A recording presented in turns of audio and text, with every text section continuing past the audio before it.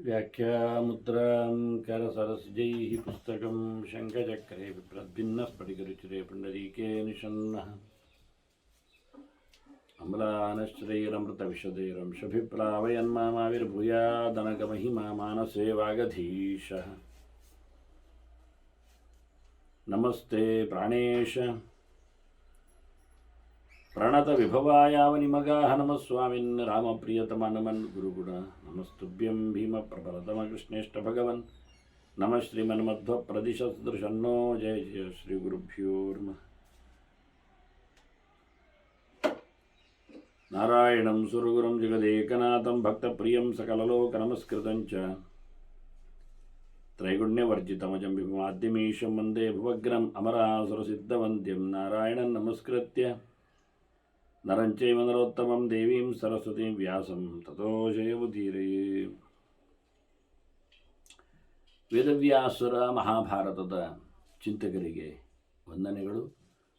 ಶಾಂತಿ ಪರ್ವದ 513ನೆಯ ಪ್ರವಚನ. ನಾರಾಯಣೋಪಾಖ್ಯಾನದ ಕೊನೆಯ ಹಂತ, ಕೊನೆಯ ಘಟ್ಟ. ಭಗವಂತನ ಎತ್ತರವನ್ನು ಮತ್ತೆ ಬಹಳ ಸುಂದರವಾಗಿ ಅನೇಕ ಗುಣಲಕ್ಷಣಗಳಿಂದ ಬಣಿಸ್ತಾ ಇದ್ದಾರೆ. ಜನಮೇಜಯ ಕೇಳುತ್ತಾ ಇದ್ದಾನೆ, ನೈಮಿಷಾರಣ್ಯದಲ್ಲಿ ಶೌನಕರು ಕೇಳುತ್ತಾ ಇದ್ದಾರೆ, ಧರ್ಮರಾಜ ತಿಳ್ಕೊಂಡಿದ್ದಾನೆ. ಹೀಗೆ ಅನೇಕ ಚಿಂತಕರ ಸಮಾವೇಶದಲ್ಲಿ ಹರಿರೇವ ಹಿ ಕ್ಷೇತ್ರಜ್ಞ ನಿರ್ಮಮಃ ನಿಷ್ಕಲಸ್ತದ ಜೀವಶ್ಚ, ಎಲ್ಲರನ್ನು ಜೀವಯತಿ, ಆದ್ದರಿಂದ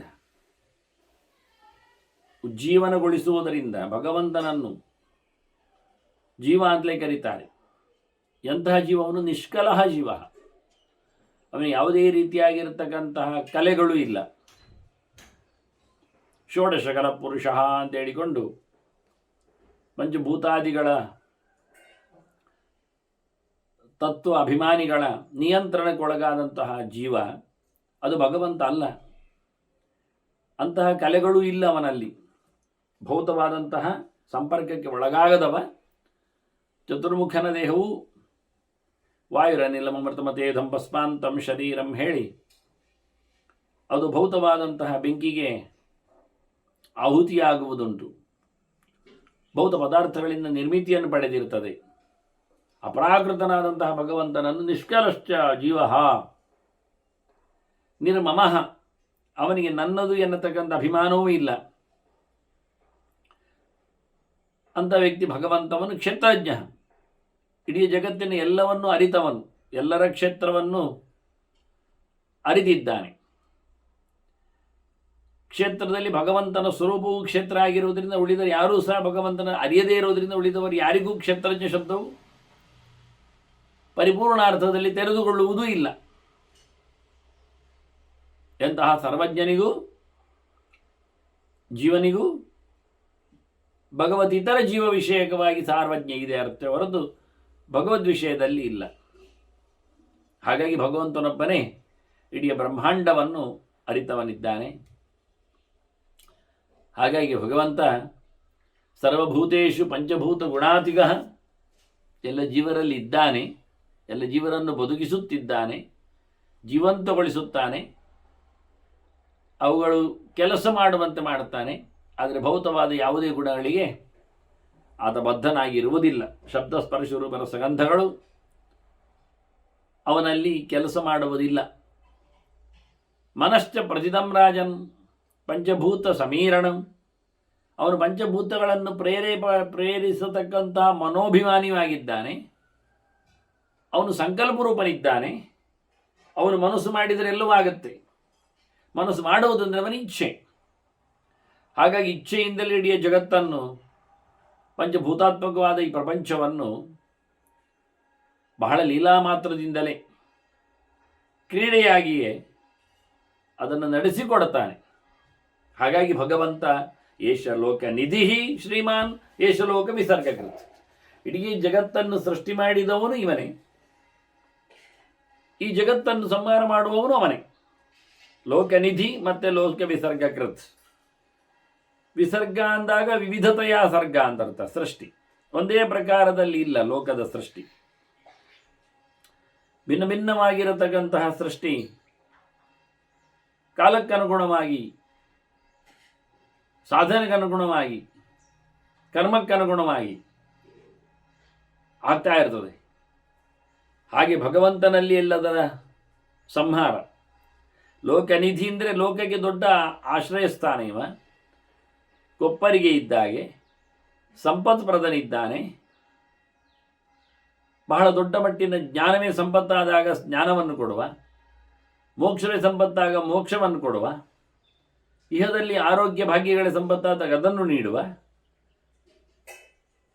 ಅತ್ಯಂತ ಅಡ್ವಾನ್ಸ್ ಸೋಲ್ಸ್ಗಳಿಗೆ ಇರತಕ್ಕಂಥ ಆಧಿಕಾರಿಕವಾದ ಶಕ್ತಿ ಅದನ್ನು ನೀಡುವ. ಹೀಗೆ ಲೋಕನಿಧಿ. ಅಷ್ಟೇ ಅಲ್ಲದೆ ಲೋಕವು ಇವನಲ್ಲಿ ಮತ್ತೆ ಪ್ರವೇಶಗೊಳ್ಳುತ್ತದೆ. ನಿತರಾಂ ಧೀಯತೆ ಅಸ್ಮಿನ್ನಿತಿ. ಹಾಗಾಗಿ ಭಗವಂತ ನಿಧಿ ಅಂದರೆ ನಿಧಾನ. ಎಲ್ಲದರ ಅವಸಾನ ಎಲ್ಲಿ ಆಗ್ತದೋ ಹಾಗಾಗಿ ಸಂಹಾರಕಾರಕನಾಗಿ, ಸೃಷ್ಟಿಕಾರಕನಾಗಿ ಭಗವಂತನ ಚಿಂತನೆ. ಮೊದಲು ಏಷ ನಿಧಿ ಅಂದರು. ಏಷ ಲೋಕ ನಿಧಿ ಶ್ರೀಮಾನ್. ಭಗವಂತ ಈ ಜಗತ್ತಿನ ಸಂಹಾರಕ. ಅದು ಯಾಕೆ ಮೊದಲು ಅಂದರೆ ಈಗೆಲ್ಲ ಸೃಷ್ಟಿಯಾದವರು ಚಿಂತನೆ ಮಾಡ್ತಾ ಇದ್ದಾರಲ್ಲ. ಹಾಗಾಗಿ ಈಗ ಆಗುವಂಥದ್ದೇನು ಕೇಳಿದರೆ ಎಲ್ಲರಿಗೂ ಸಂಪತ್ತವ ನಿಧಿ, ಎಲ್ಲರ ಕೊನೆ ಮಾಡುವವ, ಜೊತೆ ಇಲ್ಲಿ ಮತ್ತೆ ಸೃಷ್ಟಿ ಮಾಡುವವನು ಎನ್ನುವುದು ಮತ್ತೆ ಲೋಕ ಏಷಃ ಲೋಕ ವಿಸರ್ಗ ಗ್ರತ್. ಇದಕ್ಕಿಂತ ಮುಂದುವರಿಕೆಯಾಗಿ ಅವರ ಸಾಧನೆಗನುಗುಣವಾಗಿ ಕರ್ಮಕ್ಕೆ ತಕ್ಕಂತೆ ಇನ್ನೂ ಹೆಚ್ಚಿನ ಸೌಲಭ್ಯದೊಂದಿಗೆ ಸೃಷ್ಟಿ ಮಾಡುವಂಥದ್ದು. ಹೀಗೆ ಭಗವಂತ ಅತ್ಯಂತ ಅಧಿಕ ಶಕ್ತಿಶಾಲಿಯಾಗಿ ಇಡೀ ಜಗತ್ತಿನ ಎಲ್ಲದರ ರೂವಾರಿಯಾಗಿ ನಿಂತಿದ್ದಾನೆ. ದೇವರು ಏನು ಇಷ್ಟಪಡ್ತಾನೋ ಅದು ಮಾಡ್ತಾನೆ. ಯಥೇಚ್ಛತಿ ತಥಾ ರಾಜನ್ ಕ್ರೀಡತೆ ಪುರುಷೋತ್ತಮ ಪುರುಷೋವ್ಯಯ. ಭಗವಂತ ಇಚ್ಛಾ ಮಾತ್ರ ಪ್ರಭೋಸೃಷ್ಟಿ ಅಂತ, ಕ್ರೀಡಾ ಮಾತ್ರ. ಭಗವಂತ ಇಷ್ಟಪಟ್ಟಾಗ ಇಷ್ಟಪಟ್ಟಂತೆ ಅವನ ಇಚ್ಛೆಗೆ ಅನುಗುಣವಾಗಿ ಸಂಕಲ್ಪಕ್ಕೆ ತಕ್ಕದಾಗೆ ಎಲ್ಲಿಯೂ ಸಹ ಯಾವುದೂ ಸಹ ತಪ್ಪಿಲ್ಲದೆ, ಆಗದೆ ಹೋಗದೆ ಇರುವಂಥ ನೆಲೆಯಲ್ಲದೆ ಅವನ ಸೃಷ್ಟಿಯಾದಿಗಳಿದೆ. ಅದೊಂದು ಅವನಿಗೆ ಆಟದಂತೆ ಇದೆ. ಪರಿಶ್ರಮವೇ ಇಲ್ಲದ, ಆಯಾಸವೇ ಪಡದ, ಖರ್ಚೂ ಆಗದ, ವ್ಯಯ ಯಾವುದೇ ರೀತಿಯಾದ ವಿಕಾರಕ್ಕೂ ಒಳಗಾಗದೆ ಭಗವಂತ ಜಗತ್ತಿನ ಎಲ್ಲವನ್ನು ನಡೆಸಿಕೊಡತಕ್ಕಂಥ ವ್ಯಕ್ತಿ. ದೂರದಲ್ಲಿದ್ದವ ಅಲ್ಲ, ಒಳಗಿದ್ದುಕೊಂಡೇ, ಪ್ರತಿ ಪದಾರ್ಥಗಳ ಹತ್ತಿರದಲ್ಲಿದ್ದುಕೊಂಡೇ ಮಡಕೆ ಮಾಡುವವ, ಚಿತ್ರ ಮಾಡುವವ, ಅಡುಗೆ ಮಾಡುವವ. ಅವನು ಪದಾರ್ಥಗಳಾಗುವುದಿಲ್ಲ, ಅದರ ಒಳಗೆ ಉರಿಯುವುದಿಲ್ಲ. ಅದು ಹೊರಗೆ ಇರ್ತಾನೆ. ಅವನು ಬೇರೆ ಇರ್ತಾನೆ, ಪ್ರತ್ಯೇಕವಾಗಿ ತನ್ನ ಅಸ್ತಿತ್ವದಲ್ಲಿರ್ತಾನೆ. ಹಾಗಾಗಿ ಚಿತ್ರವನ್ನು ಯಾರಾದರೂ ಹರಿದ್ರೆ ಅವನಿಗೆ ಸಂಕಟ ಆಗುತ್ತೆ ಹೊರತು ಅವನು ಹರಿದೋಗುವುದಿಲ್ಲ, ಅವನು ಹಾಳಾಗುವುದಿಲ್ಲ. ಆದರೆ ಭಗವಂತ ಇಡೀ ಜಗತ್ತಿನ ಪದಾರ್ಥಗಳಲ್ಲೆಲ್ಲ ನಿಯಮನಿಷ್ಠನಾಗಿದ್ದುಕೊಂಡು ಏನಾದರೂ ಯಾವುದಕ್ಕಾದರೂ ಒಂದು ಚೂರು ವಿಕಾರಕ್ಕೆ ಒಳಗಾಗದೇ ಇರುವಂತೆ ಅವ್ಯಯ ಪುರುಷ ಪ್ರತಿಯೊಂದರಲ್ಲಿಯೂ ಪ್ರವೇಶ ಮಾಡಿಕೊಂಡು ಪುರುಸರತಿ, ಆದರೆ ವಿಕಾರಗೊಳ್ಳದೆ ಪ್ರತ್ಯೇಕನಾಗಿರತಕ್ಕ ವ್ಯಕ್ತಿಯಾಗಿ ಭಗವಂತ ನಿಂತಿದ್ದಾನೆ.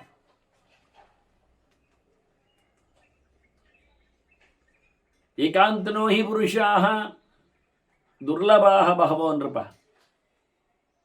ವೈಶಂಪಾಯನರು ಹೇಳ್ತಾರೆ ರಾಜನಿಗೆ, ಜನಮೇಜಯನಿಗೆ, ಇದು ಏಕಾಂತ ಭಕ್ತರ ಕಥೆಯಲ್ಲಿ ಹೇಳಿದ್ದು ಭಗವಂತನ ವೈಭವ. ಭಗವಂತನೇ ಬೇಕು ಅಂತ ಹೇಳಿಕೊಂಡು ಸಾಧನೆ ಮಾಡುವವರು ಅವರು ಬಹಳ ಕಡಿಮೆ. ಅವರು ಲೋಕದಲ್ಲಿ ಸಿಗುವುದು ವಿರಳ. ಬಹಳ ದುಷ್ಕರವಾದಂಥ ಕರ್ಮ ಅವರದ್ದಾದ್ದರಿಂದ, ಅಷ್ಟು ಕಠೋರವಾದಂಥ ನಿಯಮಗಳಲ್ಲಿ ಯಾರು ಇರದೇ ಇರುವುದರಿಂದ ಭಗವಂತನೇ ಬೇಕೆನ್ನುವರು ಬಹಳ ಕಮ್ಮಿ ಇದ್ದಾರೆ ಅಂತ ಹೇಳಿಬಿಟ್ಟೆ. ಇವ ಒಂದೊಮ್ಮೆ ಎಲ್ಲರೂ ಅವರೇ ಆಗಿಬಿಟ್ರೆ ಏನಾಗ್ತದೆ? ಯದ್ ಏಕಾಂತಬಿರ್ ಆಕೀರ್ಣಂ ಜಗತ್ ಸ್ಯಾತ್ ಕುರುನಂದನ. ಒಂದೊಮ್ಮೆ ಇಡೀ ಜಗತ್ತು, ಎಲ್ಲ ಜನರು ಭಗವದೊಬ್ಬನೇ ಬೇಕು ಅಂತ ಹೇಳಿಕೊಂಡು ಯಾವುದೇ ಆಸೆ ಇಲ್ಲದ ಕರ್ಮಗಳನ್ನು ನಡೆಸುವ ಮೂಲಕ ತುಂಬಿಕೊಂಡು ಬಿಟ್ಟಿದ್ರೆ, ಎಲ್ಲಿ ನೋಡಿದರಲ್ಲಿ ಎಲ್ಲರೂ ಏಕಾಂತಿಗಳೇ, ಏಕಾಂತ ಭಕ್ತರೇ ಆಗಿಬಿಟ್ರೆ ಈ ಲೋಕ ಹೇಗಿರ್ತದೆ? ಅಹಿಂಸಕೈ ಆತ್ಮವಿದ್ಭಿ ಸರ್ವಭೂತ ಹಿತೇ ರಥೈ, ಅವರ ಕ್ವಾಲಿಫಿಕೇಶನ್ ಏನು? ಯಾರಿಗೆ ಯಾವುದೇ ಪ್ರಕಾರವಾದ ಒಂದಿನಿತು ತೊಂದರೆಗಳನ್ನು ಮಾಡದೇ ಇರುವವರವರು, ಮಾನಸಿಕವಾಗಿಯೂ ಶಾರೀರಿಕವಾಗಿಯೂ ವಾಚಿಕವಾಗಿಯೂ ಹಿಂಸೆಯೇ ಇಲ್ಲದ ಮಂದಿ. ಯಜ್ಞಯಾಗಗಳಲ್ಲಿಯೂ ಹಿಂಸೆ ಇಲ್ಲ, ನಾವು ಕೇಳಿಕೊಂಡಿದ್ದೇವೆ ಅದನ್ನು. ಆತ್ಮವಿದ್ಭಿ, ಪರಮಾತ್ಮನನ್ನು ಬಹಳ ಚೆನ್ನಾಗಿ ತಿಳ್ಕೊಂಡಿದ್ದಾರೆ. ತಮ್ಮ ತಮ್ಮ ಸಾಧನೆಗಳೇನು, ತಾವು ಯಾರು, ತಮ್ಮ ಇಯತ್ತ ಏನು, ತಮ್ಮ ಬಂದ ವ್ಯವಸ್ಥೆ ಹೇಗೆ, ಎಲ್ಲವನ್ನು ತಮ್ಮ ಬಗ್ಗೆಯೂ ತಿಳ್ಕೊಂಡಿದ್ದಾರೆ. ಗೊತ್ತಿಲ್ಲ ಅಂತ ಹೇಳುವಂಥದ್ದೇ ಇಲ್ಲ. ತಾವು ಏನು, ತಾವು ಎಷ್ಟು, ಭಗವಂತನ ಯಾವ ನೆಲೆಯಲ್ಲಿ ಆಲೋಚನೆ ಮಾಡಲಿಕ್ಕಿದೆ, ಸಾಧನೆ ಮಾಡಲಿಕ್ಕಿದೆ ಎನ್ನುವುದನ್ನು ಬಹಳ ಸ್ಪಷ್ಟವಾಗಿ, ತಮ್ಮ ಮನಸ್ಸು ಹೇಗೆ ನಿಗ್ರಹದಲ್ಲಿ ಬರಬೇಕು, ತಮ್ಮ ದೇಹ ಎಷ್ಟು ಹೊರಗೆ ನಿಂತಿರಬೇಕು ಬೇಗುಗಳಿಂದ, ಇವೆಲ್ಲವನ್ನು ದೇಹದ ಬಗ್ಗೆ, ಮನಸ್ಸಿನ ಬಗ್ಗೆ, ತನ್ನ ಜೀವದ ಬಗ್ಗೆ, ದೇವರ ಬಗ್ಗೆ, ಇತರ ಆತ್ಮಗಳ ಬಗ್ಗೆ, ಉಳಿದ ಸಾಧನೆಕಾರರು ಹೇಗೆ ಸಾಧನೆ ಮಾಡುತ್ತಾರೆ ಆ ಸಾಧನೆ ಇವನಿಗೆ ಆದರ್ಶ ಆಗಿವೆ. ಹಾಗಾಗಿ ಆತ್ಮಶಬ್ದಕ್ಕರ್ಥ ಅನೇಕ ಆಯಾಮಗಳಲ್ಲಿ ತೆರೆದುಕೊಳ್ತದೆ. ಇವನ್ನೆಲ್ಲ ಚೆನ್ನಾಗಿ ಚಿಂತನೆ ಮಾಡಿದವರವರು ಸರ್ವಭೂತ ಹಿತೇ ರಥೈಹಿ, ಎಲ್ಲ ವಿಷಯಗಳ ಮೇಲೆ, ಎಲ್ಲ ವಸ್ತುಗಳ ಮೇಲೆ ಆತ್ಮೀಯವಾದಂಥ ವ್ಯವಹಾರವರದ್ದು. ಸರ್ವತ್ರ ಸಮದರ್ಶನರವರು, ಎಲ್ಲದರಲ್ಲಿ ಭಗವಂತನನ್ನು ಕಾಣುವವರವರು. ಅಂಥವರೇ ಒಂದೊಮ್ಮೆ ಇಡೀ ಲೋಕದಲ್ಲಿ ತುಂಬಿಬಿಟ್ರೆ ಹೇಗಿರ್ತದೆ ಕೇಳಿದರೆ, ಭವೇತ್ ಕೃತಯುಗ ಪ್ರಾಪ್ತಿ ಆಶೀ ಕರ್ಮ ವಿವರ್ಜಿತೈ, ಆಸ ಇಲ್ಲದ ನಿಷ್ಕಾಮವಾದ ಕರ್ಮಗಳನ್ನು ಮಾಡುವ ಮೂಲಕ ಅವರು ನೆಲೆಗೊಂಡಿದ್ದರೆ ಒಂದೊಮ್ಮೆ ಇಡೀ ಜಗತ್ತಾದರೆ ಅದು ಕೃತಯುಗವನ್ನು ತರ್ತದೆ ಅಂತ ಹೇಳಿಬಿಟ್ಟು. ಅದು ಕೃತಯುಗ. ಕರ್ಮದಲ್ಲಿ ಯಾವುದೇ ಆಸೆ ಇಲ್ಲದೆ ಮಾಡತಕ್ಕಂಥ ಯುಗ, ಕೇವಲ ದೇವರು ಬೇಕು ಅನ್ನತಕ್ಕಂಥ ಸೇವೆಯ ಯುಗ, ಯಾರ ಮೇಲೂ ಯಾವತ್ತೂ ಯಾವುದೇ ಪ್ರಕಾರವಾದಂಥ ಕಾಮಾದಿಗಳು ಈರ್ಷ್ಯಾದಿಗಳು ಇಲ್ಲದ ಜನರ ಕತೆ. ಹಾಗಿದ್ದರೆ ಅದು ಕೃತಯುಗ. ಹೀಗೆ ವ್ಯಾಸರು ಬಹಳ ಚಂದವಾಗಿ ಧರ್ಮರಾಜನಿಗೆಲ್ಲ ಈ ಮಾತುಗಳನ್ನೆಲ್ಲ ತಿಳಿಸಿದ್ದಾರೆ. ಆಗ ಋಷಿಗಳೆಲ್ಲ ಇದ್ದರು, ಕೃಷ್ಣನು ಇದ್ದ, ಭೀಷ್ಮರು ಇದ್ದರು, ನಾರದರು, ಅವರು ಮತ್ತೆ ವೇದವ್ಯಾಸರು ಇದನ್ನೇ ತಿಳಿಸಿದ್ದು, ಹೇಳಲಿಕ್ಕೆ ತಿಳಿಸುವಂಥದ್ದು, ಕೇಳಿಕೊಳ್ಳುವಂಥದ್ದು. ಅದನ್ನು ನಾನು ನಿನಗೆ ಅದನ್ನೇ ಹೇಳಿದೆ. ಹಾಗಾಗಿ ಶ್ವೇತದ್ವೀಪ ಉಂಟಲ್ಲ, ನೀವು ಅದೇ ನೋಡಿಕೊಂಡದ್ದು ಬಿಳಿಯವರು ಇರುವಂಥ ಜಾಗ, ಅದು ಮೋಕ್ಷದವರಿಗೂ ತಾಣವೇ. ಅದು ತದೇವ ಪರಮಂ ಸ್ಥಾನಂ ಮುಕ್ತಾನಾಂ ಕೇವಲಂ ಭವೇತ್. ಶುದ್ಧವಾದ ಭಕ್ತರಿಗೆ ಅದು ಮೋಕ್ಷ ಸ್ಥಾನವೂ ಹೌದು. ಆದ್ದರಿಂದ ಶ್ವೇತದ್ವೀಪದಲ್ಲಿ ಮೋಕ್ಷ ಪಡೆಯುವವರಿದ್ದಾರೆ, ಮೋಕ್ಷದವರಿಗೂ ಅವಕಾಶ ಇದೆ. ಆ ಪ್ರಕಾರವಾಗಿರತಕ್ಕಂಥ ತಾಣ ಅದು. ಅವರಿಗೆ ಕಾಣುವುದಿಲ್ಲ, ಅಮುಕ್ತರಿಗೆ ಮುಕ್ತ ಸ್ಥಾನ ಕಾಣುವುದಿಲ್ಲ. ಅಲ್ಲೇ ಬೇರೆ ಪಾತ್ರ ಇದೆ, ಜಾಗ ಇದೆ, ವ್ಯವಸ್ಥೆ ಇದೆ. ಅಲ್ಲ, ಜನಮೇಜಯ ಕೇಳಂತಾನೆ, ಪ್ರಶ್ನೆ ಮಾಡುತ್ತಾನೆ ವೈಶಂಪಾಯನರ. ಅಲ್ಲ ಸ್ವಾಮಿ, ಚಿಂತನೆ ಇಷ್ಟು ಜೋರಾಗಿದ್ದಾಗ, ಏವಂ ಬಹುವಿಧಂ ಧರ್ಮಂ ಪ್ರವಿಬುದ್ಧೈ ನಿಷೇವಿತಂ, ಚೆನ್ನಾಗಿ ದೇವರನ್ನು ತಿಳ್ಕೊಂಡವರಿಂದ ಪೂರ್ಣವಾದ ಪ್ರವಿಬುದ್ಧರು, ಖಾಲಿ ಬುದ್ಧರಲ್ಲ, ವಿಬುದ್ಧರು, ಪ್ರವಿಬುದ್ಧರು, ಪ್ರಬುದ್ಧರು, ವಿಬುದ್ಧರು, ದೇವರನ್ನು ಚಿಂತನೆ ಮಾಡಿದ್ದಾರೆ, ಪ್ರಪಂಚವನ್ನು ತಿಳ್ಕೊಂಡಿದ್ದಾರೆ. ವಿಬುದ್ಧರು ಅಂದರೆ ದೇವರನ್ನು ತಿಳಿದವರು, ಪ್ರಬುದ್ಧರೆಂದರೆ ಪ್ರಪಂಚವನ್ನು ತಿಳಿದವರು. ಪ್ರಪಂಚ ಬುದ್ಧ ಪ್ರಬುದ್ಧ, ವಿಷ್ಣು ಬುದ್ಧ, ವಿಬುದ್ಧ ಅಂತ ಇದೆರಡನ್ನು ಚೆನ್ನಾಗಿ, ಪ್ರಪಂಚ ಏನು, ಎಷ್ಟು, ಹೇಗೆ, ವಿಷ್ಣು ಯಾರು, ಏನು, ಎಷ್ಟು ಎನ್ನುವ ಬಗ್ಗೆ ಇಷ್ಟೆಲ್ಲ ಚೆನ್ನಾಗಿ ಚಿಂತನೆ ಮಾಡಿದವರಿದ್ದಾರಲ್ಲ, ನಾನಾ ವಿಧ ಧರ್ಮಗಳನ್ನೆಲ್ಲ ಲೋಕದಲ್ಲಿ ಕಾಣುತ್ತಾರೋ, ಅದರಲ್ಲಿ ಅತ್ಯಂತ ಪ್ರಶಸ್ತವಾದ ಧರ್ಮ ಇದು ಅಂತ ಅವರಿಗೆ ಅರ್ಥ ಆಗಿದೆ, ಗೊತ್ತಿದೆ, ದೊಡ್ಡತನ ಅದರಲ್ಲಿ ಕಂಡಿದ್ದಾರೆ. ಹೀಗಿರುವಾಗ ನ ಕುರುವಂತಿ ಕಥಂ ವಿಪ್ರಾಹ, ಯಾಕೆ ಮಾಡುವುದಿಲ್ಲ ಜನ? ಆಯ್ತಲ್ಲ, ಅದು ವಿಪ್ರಾಹ ಅಂತಾನೆ. ವಿಷ್ಣುವಿನ ಬಗ್ಗೆ ಅವರಿಗೆ ಚೆನ್ನಾಗಿ ಆಸ್ಥೆ ಉಂಟು, ತಿಳ್ಕೊಂಡಿದ್ದಾರೆ, ಓದಿ ಬಂದಿದ್ದಾರೆ. ಹಾಗಿರುವಾಗ ಅವರಿಗೆ ಯಾಕೆ ಜ್ಞಾನ ಇಲ್ಲ ಹೇಳುವ? ಜ್ಞಾನ ಉಂಟು, ಮಾಡೋದಿಲ್ಲ ಯಾಕೆ? ಅನ್ನೇ ನಾನಾ ವ್ರತೇಸಿತ, ಬೇರೆ ಬೇರೆ ವ್ರತಗಳನ್ನೆಲ್ಲ ಮಾಡ್ತಾರಲ್ಲ ಅವರು. ವಿಷ್ಣು ವ್ರತವನ್ನು ಮಾತ್ರ ಮಾಡೋದಿಲ್ಲ ಯಾಕೆ? ಇತರ ವ್ರತಗಳನ್ನು ಯಾಕೆ ಮಾಡ್ತಾರೆ ಲೋಕದ ಜನರಲ್ಲಿ ಅಂತ ಕೇಳ್ತಾನೆ. ಅವರಿಗೇನು ಬುದ್ಧರಲ್ಲವ ಅವರು? ಅವರು ಪೆದ್ದರ? ಹೇಗೆ ಅವರ ಕಥೆ ಹೇಗೆ? ಯಾಕೆ ಬಹುಬಗೆಯಿಂದಿದ್ದಾರೆ? ಎಲ್ಲರೂ ಆಗಿಬಿಟ್ರೆ ಕೃತಯುಗ ಆಗುತ್ತೆ ಹೇಳಿದ್ನಲ್ಲ ಈಗ.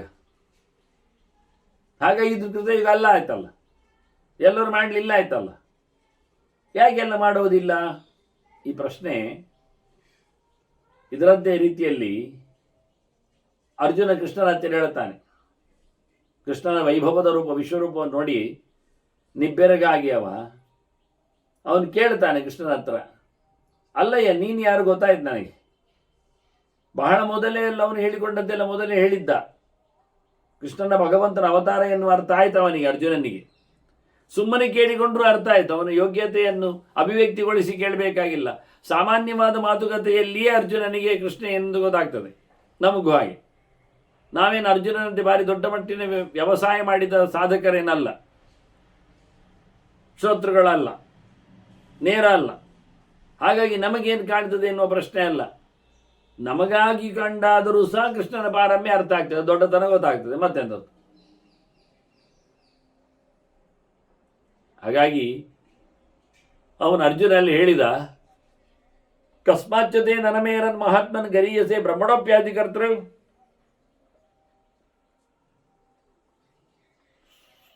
ನೀನು ಚತುರ್ಮುಖ ಬ್ರಹ್ಮನನ್ನೇ ಸೃಷ್ಟಿ ಮಾಡಿದವಾಗಿರುವಾಗ, ಅವನಿಗೆ ಬ್ರಹ್ಮಾಂಡವನ್ನು ಕೊಟ್ಟವನಲ್ಲಿ ಸಾಧನೆ ಮಾಡಿಸಲು ಹೊರಟಿರುವಾಗ, ನಮಗೆಲ್ಲ ಜಗತ್ ಸೃಷ್ಟಿಕರ್ತ ಅಂತ ಹೇಳಿಕೊಂಡು ಹೆಸರುವಾಸಿಯಾದ ಬ್ರಹ್ಮನು ಇರುವಾಗ, ನಿನಗೆ ಜನ ಯಾಕೆ ಕೈ ಮುಗಿಯುವುದಿಲ್ಲ? ನೀನು ಬ್ರಹ್ಮನಪ್ಪ ಅಂತೇಳಿ, ಇಡೀ ಬ್ರಹ್ಮಾಂಡ ರಸನ ಒಡೆಯ ನೀನೇ ಅಂತೇಳಿ. ನಮಗೆಲ್ಲಿದ್ದು ದೊಡ್ಡ ಸಂಗತಿ ಬ್ರಹ್ಮಾಂಡ, ಅದು ನಿನ್ನ ಸೃಷ್ಟಿ. ಅಲ್ಲಿ ಅರಸ, ಅವ ನಿನ್ನ ಸೇವಕ. ಹಾಗಿರುವಾಗ ಅರ್ಜುನ ಕೇಳ್ತಾನೆ, ನಿನಗೆ ಯಾಕೆ ಉಳಿದವರು ಕೈ ಮುಗಿಯುವುದಿಲ್ಲ, ಕಾಲಿ ಹಿಡಿಯುವುದಿಲ್ಲ, ತಲೆ ಬಗ್ಗಿಸುವುದಿಲ್ಲ ಅಂತ ಹೇಳು ಕೇಳ್ತಾನೆ. ಹಾಗಾಗಿ ಭಗವಂತ ಗೊತ್ತಾಗಿದ್ದರೂ, ದೊಡ್ಡವನಾಗಿದ್ದರೂ ಅವನ ಬಗ್ಗೆ ಸಾಧನೆ ಮಾಡಲಿಕ್ಕೆ ಮನಸ್ಸು ಬರುವುದಿಲ್ಲಲ್ಲ. ಅದು ಯಾಕೆ ಅಂತ ಪ್ರಶ್ನೆ ಅವನದ್ದು, ವೈಶಂಪಾಯನನದ್ದು. ಹೌದು, ಯಾಕೆ? ದೊಡ್ಡವ ದೇವರು ಗೊತ್ತಾದರೂ ತಲೆ ಬಗ್ಗುವುದಿಲ್ಲ ಯಾಕೆ? ನಾನಾ ವ್ರತಗಳು ಯಾಕೆ? ಅದಕ್ಕೆ ವೈಶಂಪಾಯನ ಹೇಳುತ್ತಾರೆ, ತಿಸ್ರ ಪ್ರಕೃತಿಯ 3 ಪ್ರಕೃತಿ ಉಂಟಲ್ವನ, ಸಾತ್ವಿಕ ರಾಜಸ ತಾಮಸ ಅಂತೇಳಿ, ಸತ್ವರ ಜಸು ತಮಸ್ಸು ಅಂತ. ಪ್ರಕೃತಿ ಅಂದರೆ ಸ್ವಭಾವ ಅಲ್ವಾ, ಅದು ಸಹಜ ಅಲ್ವಾ, ಇರುವ ಕತೆ ಅಲ್ವಾ. ಅದರಲ್ಲಿ ಸಾತ್ವಿಕರು ಎಷ್ಟು ಚೆನ್ನಾಗಿರ್ತಾರೆ. ಅತ್ರ ಅಪಿ ಸವಿಜಾನಾತಿ ಪುರುಷಂ ಬ್ರಹ್ಮವಿತ್ತಮಂ. ಇಲ್ಲಿಯೂ ದೊಡ್ಡವ ದೇವರು ಅಂತ ತಿಳ್ಕೊಳ್ತಾರೆ ದೇವರನ್ನು. ವೇದದಲ್ಲಿ ಎಲ್ಲವನ್ನು ಹೇಳಲ್ಪಟ್ಟವನು ಅವನೇ, ಎಲ್ಲದರ ವಾಸ್ತವವಾದಂತಹ ವಾಚ್ಯನು, ಧ್ಯೇಯನು ಅವನೇ ಅಂತ ಅರ್ಥ ಆಗ್ತದೆ ಅವರಿಗೆ. ಹಾಗಾಗಿ ಸರ್ವಶಬ್ದ ವಾಚ್ಯನಾದ ನಾರಾಯಣನ ವೇದದಲ್ಲಿ ಹರಾಡಿ ಸಿಗ್ತಾರೆ ಅವನಿಗೆ. ಹಾರಾಡಿ ಹಾರಾಡಿ ನೋಡಿದರಲ್ಲಿ ಶಬ್ದ ಜಾಲರಿಗಳಲ್ಲಿ ಭಗವಂತ ಕಾಣ್ತಾನೆ ಅವರಿಗೆ ಪ್ರತ್ಯೇಕವಾದ ಗುಣಲಕ್ಷಣಗಳಿಂದ. ನಮಗೆ ಒಂದೇ ಪ್ರಕಾರ, ಒಂದೇ ಶಬ್ದಗಳು ಒಂದೇ ಕಡೆಯಲ್ಲಿ ಒಂದೇ ರೀತಿಯಲ್ಲಿ ಹೇಳಿಬಿಟ್ರೆ, ವೆರೈಟಿ ಇಲ್ಲದೆ ಹೋದರೆ ಖುಷಿ ಆಗುವುದು ಹೇಗೆ? ದೇವರನ್ನು ಸರ್ವಗುಣ ಸಂಪೂರ್ಣನನ್ನಾಗಿ ಹೇಳಿಬಿಡುವುದು. ಅದನ್ನು ಹೇಗೆ ಹೇಳೋದು? ಉಂಟು ಹೇಳುವುದರಲ್ಲಿ ಹೇಳಿ ಆಯಿತು. ದೇವರು ಸತ್ ಇದ್ದಾನೆ ಅಂದರೆ ಸತ್ತಿದ್ದಾನೆ ಅಲ್ಲ, ದೇವರು ಸತ್ ಅನಿಸಿಕೊಂಡಿದ್ದಾನೆ. ಹಾಗೆ ನೀವೊಂದು ಮಾರ್ಯಾರೆ ಭಾಷೆಯಲ್ಲಿ ಶಬ್ದಗಳನ್ನು ಒಟ್ಟು ಸೇರಿಸಿಕೊಂಡು ಹಾಗೆ ಓದಿ ಬಿಡುದಾ? ದೇವರು ಸತ್ ಇದ್ದಾನೆ, ನಾನು ಹೇಳಿದ ಹಾಗೆ ಸತ್ ಇದ್ದಾನೆ. ಇದ್ದಾನೆ ಎನ್ನುವುದು ಕನ್ನಡ, ಸತ್ ಎನ್ನುವುದು ಸಂಸ್ಕೃತ. ದೇವರು ಸತ್. ಓಂ ತತ್ಸದಿತಿ ನಿರ್ದೇಶ ಬ್ರಹ್ಮಣಸ್ತ್ರಿವಿಧ ಸ್ಮೃತ ಅಂತ ಕೃಷ್ಣ ಹೇಳಲಿಲ್ವಾ? ದೇವರು ಸತ್. ದೇವರು ಸತ್ ಅಂದರೆ ಎಂಥದ್ದು? ಇದ್ದಾನೆ ಅಂತ ಅರ್ಥ. ಈಸ್ ಅಂತ ಅರ್ಥ. ಸತ್ ಅಂದರೆ ಇಂಗ್ಲೀಷಿನಲ್ಲಿ IS ಇದ್ದಾಗಿ ಈಸ್. ಈಸ್ ಎನ್ನುವುದರಲ್ಲಿ ಎಂಥದ್ದು? ಎಲ್ಲ ಒಂದೊಂದು ಅರ್ಥ. ದೇವರು ಸತ್ ಇದ್ದಾನೆ ಅಂದರೆ ಇದ್ದಾನೆ, ಗುಣಪೂರ್ಣನಿದ್ದಾನೆ, ದೋಷ ದೂರನಿದ್ದಾನೆ, ಹೀಗೆ ಎಲ್ಲ ಅರ್ಥ. ಸರ್ವಗತನಿದ್ದಾನೆ. ಮತ್ತೆಂಥದ್ದು? ಇರುವುದು ಅಂದರೆ ಅಲ್ಪ ಸ್ವಲ್ಪದಲ್ಲಿ ಇರುವುದನ್ನು ಹೇಳುವುದೇ ಇಲ್ಲ. ಸಂಕೋಚೆ ಮಾನಾಭಾವ ಅಂತ ಅರ್ಥ. ಬನ್ನಿ ಊಟಕ್ಕೆ ಅಂತ ಹೇಳಿಬಿಡ್ತಾರೆ ಮನೆಗೆ ಬಂದು. ಆಗ ಮನೆಗೆ ಬಂದು ಬನ್ನಿ ಹೇಳಿದ ನಂತರ ಅದು ಹೇಳಿರ್ತಾರೆ ಕೆಲವೊಮ್ಮೆ, ಎಲ್ಲರೂ ಬನ್ನಿ ಅಂತ ಮತ್ತೆ ಹೋಗುವಾಗ. ಮತ್ತೆ ಪುನಃ ಯೋಚನೆ ಮಾಡೋದು ಇವರು, ಅವ್ರು ಬನ್ನಿ ಊಟಕ್ಕೆ ಹೇಳಿದ್ದಾರೆ, ಹೋಗಬೇಕೋ ಬೇಡವೋ? ನಾಲ್ಕು ಜನ ಸಹ ಮನೆಯಲ್ಲಿರೋದು 4 ಜನ, ಹೋಗಬೇಕೋ ಬೇಡವೋ? ಮತ್ತೆ ಯೋಚನೆ ಮಾಡಿದವರು ಅವರು ನನ್ನ ಹತ್ರ ಹೇಳಿದ್ದು ಬನ್ನಿ ಅಂತ, ನಿಮ್ಮ ಹತ್ರ ಹೇಳಲಿಲ್ಲ, ಶುರು ಮಾಡ್ತಾರೆ. ಮತ್ತೆ ಅವ್ರು ಇರಲಿಲ್ಲ, ಆಫೀಸ್ ಹೋಗಿದ್ರಲ್ಲ ಹೇಳಲಿಕ್ಕೆ. ಹೌದು, ಮತ್ತೆ ಮತ್ತೆ ಅವ್ರು ಹೇಳಿದ್ದಲ್ಲ, ಎಲ್ಲರೂ ಬನ್ನಿ ಹೇಳಿದಾರಲ್ಲ ಅವರು. ಎಲ್ಲರೂ ಬನ್ನಿ ಹೇಳಿದ್ದಾರೆ, ನಾವಿಬ್ಬರು ಬೇಕಾಗಿಲ್ಲ, ಇದು ಒಳ್ಳೆ ಕತೆ, ಇಬ್ಬರು ಬಿಟ್ಟು ಅಂತ ಹೇಳಿದ್ರು ಅವರು. ಸಂಕೋಚ ಮಾಡಲಿಕ್ಕೆ ಎಲ್ಲಿ ಉಂಟು ಅವರ ವಾಕ್ಯದಲ್ಲಿ ಗಲಾಟೆ ಮಾಡಲಿಕ್ಕೆ? ಇಲ್ಲ, ಅರ್ಥ ಸಂಕೋಚ ಮಾಡಬಾರ್ದು. ಹಾಗಾಗಿ ಸತ್ ಶಬ್ದವು ಇರುವುದನ್ನು ಹೇಳಿದ ನಂತರ ಅಲ್ಲಿಲ್ಲ ಅಂತ ಹೇಳಿದ್ರ ಅವರು? ಇಲ್ಲ. ನಿನ್ನೆ ಇಲ್ಲ ಅಂತ ಹೇಳಿದ್ರ? ಇಲ್ಲ. ನಾಳೆ ಇಲ್ಲ ಹೇಳಿದ್ರ? ಇಲ್ಲ. ಹಾಗಾಗಿ ಪ್ರಾಣಿಗಳಲ್ಲಿ ಇಲ್ಲ ಹೇಳ್ತಾರ? ಇಲ್ಲ. ಬೆಂಕಿಯಲ್ಲಿಲ್ಲ ಹೇಳಿದ್ರ? ಇಲ್ಲ. ಮತ್ತೆ ನೀವು ಅರ್ಥ ತಪ್ಪಿಸುವುದು ಯಾಕೆ? ಆದ್ದರಿಂದ ದೇವರು ಇದ್ದಾನೆ ಅಂದರೆ ಎಲ್ಲ ಕಡೆಯೂ ಇದ್ದಾನೆ, ಯಾವಾಗಲೂ ಇದ್ದಾನೆ, ಕಾಲಿಕವಾಗಿ, ದೈಶಿಕವಾಗಿ, ಮತ್ತೆ ಎಲ್ಲ ಪ್ರಕಾರದಲ್ಲಿ ಇದ್ದಾನೆ. ನೀವೆಲ್ಲ ಅವನು ಉದಾರಿಯಾಗಿದ್ದಾನೆ, ಅವನು ಸಲಕ್ಷಣನಾಗಿದ್ದಾನೆ, ಅವನು ಸುಂದರನಾಗಿದ್ದಾನೆ, ಅವನು ಉದಾರಿಯಾಗಿದ್ದಾನೆ, ಅವನು ದಾನಶೀಲನಾಗಿದ್ದಾನೆ, ಅವನು ಜ್ಞಾನಿಯಾಗಿದ್ದಾನೆ, ಅವನು ಆನಂದವಾಗಿ, ಎಲ್ಲ ಹೌದೇ? ಇಲ್ಲೇ ಹೇಳಿದ್ದೆ ಅಂತ ಉಂಟಿಲ್ಲಿ. ಆದ್ದರಿಂದ ದೇವರನ್ನು ನಾವು ಒಂದೇ ಪದದಿಂದ ಒಂದೇ ಕಡೆಯಲ್ಲಿ ಒಂದೇ ಚಿಂತನೆಯಲ್ಲಿ ಮುಗಿಸಬಹುದು. ಆದರೆ ಅದನ್ನು ಬಿಡಿಸಿ ಬಿಡಿಸಿ ಹೇಳಬೇಕೋ ಬೇಡವೋ? ಏನದು ಅಂತ ಹೇಳಿ. ಹಾಗಾಗಿ ದೇವರನ್ನು ಅಸದಿತ್ತೇ ವಿಭು ಪ್ರಭು ವೇದ ಮಂತ್ರ ಹೇಳ್ತದೆ ದೇವರನ್ನು. ಅಲ್ಲಿ ಮುಗಿದೋಯ್ತು ಹೇಳುದಾ? ಅದನ್ನ ಭಗವಂತನನ್ನು ಇನ್ನಷ್ಟು ಪ್ರಕಾರಗಳಿಂದ ಚಿಂತನೆ ಮಾಡಲಿಕ್ಕೋಸ್ಕರ ನಾರಾಯಣ ಹೇಳಿದರೆ ಸಾಕಾಗ್ತದೆ, ವಿಷ್ಣು ಹೇಳಿದರೆ ಮುಗಿದೋಗ್ತದೆ, ಹರಿ ಎನ್ನುವುದರಿಂದ ಆಗಿಬಿಡ್ತದೆ. ಆದರೂ ಅವನನ್ನು ಅಗ್ನಿ ಅಂತ ಹೇಳುವ, ವರುಣ ಅಂತ ಹೇಳುವ, ಚಂದ್ರ ಅಂತ ಹೇಳುವ, ಹೀಗೆ ಬೇರೆ ಬೇರೆ ರೀತಿಯಿಂದ ಹೇಳುವ ಅಂತ ಹೇಳಿ ಅನುಸಂಧಾನ ಮಾಡುವ. ಹಾಗಾಗಿ ಭಗವಂತನನ್ನು ನಾವು ಅನೇಕ ಪ್ರಕಾರಗಳಲ್ಲಿ ನೋಡಲಿಕ್ಕೆ ಆಗ್ತದೆ, ತಿಳ್ಕೊಳ್ಳಿಕ್ಕೆ ಬರ್ತದೆ, ಚಿಂತನೆಗೆ ಹಿಡಿತದೆ. ಹೀಗೊಂದು ಕ್ರಮ, ಇದೊಂದು ವೆರೈಟಿಯ ವ್ಯವಸ್ಥೆ. ಏಕಪ್ರಕಾರ ಅಲ್ಲದೆ ಸರ್ವ ಪ್ರಕಾರದಿಂದಲೂ ಭಗವಂತನ ಅನುಸಂಧಾನ ಮಾಡುವ ಪ್ರಕಾರ ಚಿಂತನೆ. ಇದೆಲ್ಲ ಲೋಕದ ಜನರಲ್ಲಿ ಬೇಕಾಗಿಲ್ಲ. ಲೋಕ ಏನು ಹೇಳ್ತದೆ? ಹೌದು ಮಾರಾಯರೆ, ಒಂದೇ ದೇವರು ಯಾಕೆ? ನೋಡಿ, ನಾವು ಒಂದೇ ಪ್ರಕಾರದ ದೇವರೇನು ಹೇಳಿದ್ರು, ಅನೇಕ ಪ್ರಕಾರಗಳಿಂದ ದೇವರನ್ನು ಕೇಳಿದ್ರೆ ಇವರು, ನಮಗೆ ದೇವರು ಒಂದೇ ಬೇಡ, ಎಲ್ಲರೂ ಬರಲಿ ಅಂತ ಶುರು ಮಾಡಿದ್ರಿ. ಈಗ ಎಲ್ಲ ವೆರೈಟಿ ಇರಲಿ.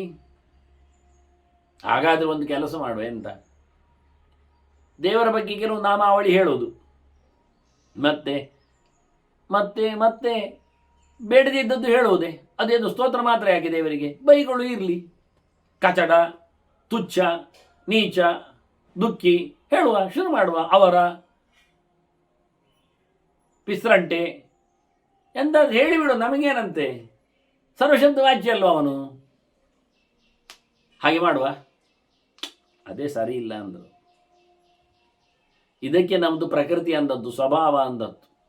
ಮನುಷ್ಯನಲ್ಲಿ ಇನ್ಬಿಲ್ಟ್ ಇದೆ ಸಾತ್ವಿಕ, ರಾಜಸ, ತಾಮಸ ಅಂತ. ಸತ್ವ ಪ್ರಚುರನಾದವ ರಜಸ್ಸು ಪ್ರಧಾನವುಳ್ಳವ, ತಮಸ್ಸನ್ನೇ ಹೆಚ್ಚು ಹೊತ್ಕೊಂಡವ ಅಂತ.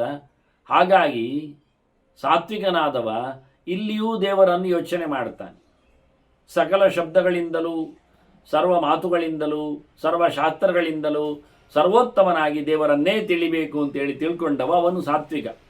ಅತ್ರಾಪಿ ಸ ವಿಜಾನಾತಿ ಪುರುಷಂ ಬ್ರಹ್ಮವಿತ್ತಮಂ ನಾರಾಯಣ ಪರೋ ಮೋಕ್ಷ ತಥೋ ವೈ ಸಾತ್ವಿಕ ಸ್ಮೃತಃ. ಅವನು ಮತ್ತೆಯೂ ಸಹ ದೇವರಿಂದಲೇ ನನಗೆ ಮೋಕ್ಷ, ದೇವರೇ ನನಗೆ ಬೇಕು ಅಂತ ಹೊರಡ್ತಾನೆ. ಅಂಥವನು ಸಾತ್ವಿಕ. ನನಗೆ ಬಿಡುಗಡೆ, ನನಗೆ ಸಿಗುವಂಥದ್ದು, ನನಗೆ ಲಾಭ, ನನ್ನ ಧ್ಯೇಯ, ನನ್ನ ದೈವ ದೇವರು ಅಂತ ಅವನು ಒಪ್ಪಿದ್ದಾನೆ. ಅಯಂ ಸರ್ವೇಷ್ಟದಾತಾಮೇ, ಎಲ್ಲ ಕೊಡುವವನಿವನೇ. ನಮಗೆ ಮಗುವಾಗಿರುವಾಗ, ಎಳವೆಯಲ್ಲಿದ್ದಾಗ, ಸಣ್ಣಕ್ಕೆ ಬಂದಾಗ, ಏನು ಹೊರಗಿನ ಹೆಚ್ಚು ಕಡಿಮೆಯನ್ನು ತಿಳ್ಕೊಳ್ಳದೇ ಇದ್ದಾಗ ನಮಗೆ ಎಲ್ಲವೂ ತಂದೆ ತಾಯಿಗಳೇ ಆಗ್ತಿತ್ತದು. ಎಲ್ಲವೂ ಪೋಷಕರೇ. ಏನು ಕೊಡುವುದಾದರೂ ಅವರೇ, ಏನು ಬಿಡುವುದಾದರೂ ಅವರೇ, ಎಲ್ಲಿ ತಗೊಂಡು ಹೋಗುವುದಾದರೂ ಅವರೇ, ಎಲ್ಲಿ ಬಿಟ್ಟು ಹೋಗುವುದಾದರೂ ಅವರೇ. ಸ್ವಲ್ಪ ಬೆಳೆದ ನಂತರ ಉಂಟಲ್ಲ, ಆಗ ಯಾರೋ ಬರಲಿಕ್ಕೆ ಹೇಳ್ತಾರೆ, ಅಲ್ಲಿ ಹೋಗಿ ಬಿಡುದು. ನಿನಗೆ ಆನೆ ತೋರಿಸ್ತೇನೆ ಅಂತಾರೆ, ಹೋಗಿ ಬಿಡುದು. ನಿನಗೆ ಚಾಕ್ಲೇಟ್ ಕೊಡ್ತಾನೆ ಅಂತಾರೆ, ಹೋಗಿ ಬಿಡುದು. ಮತ್ತೆ ಮೇಲೆ ಹೇಳ್ತಾರೆ, ಅಮ್ಮ ಜೋರು ಮಾಡ್ತಾರಲ್ಲ ನಿನಗೆ, ಹೌದು ಅಂತದೆ, ನೀನು ಬಂದು ಬಿಡು ನನ್ನ ಮನೆಗೆ ಅಂತಾರೆ.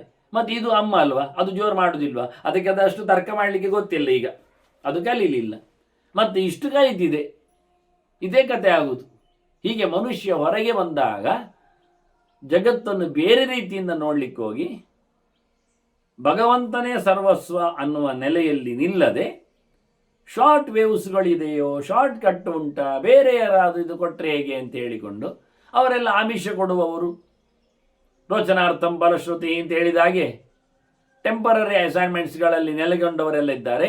ಅವರೆಲ್ಲ ಕೂಡಲೇ ಪ್ರತ್ಯಕ್ಷರಾಗ್ತಾರೆ, ಎದುರೋಡಿ ಬರ್ತಾರೆ.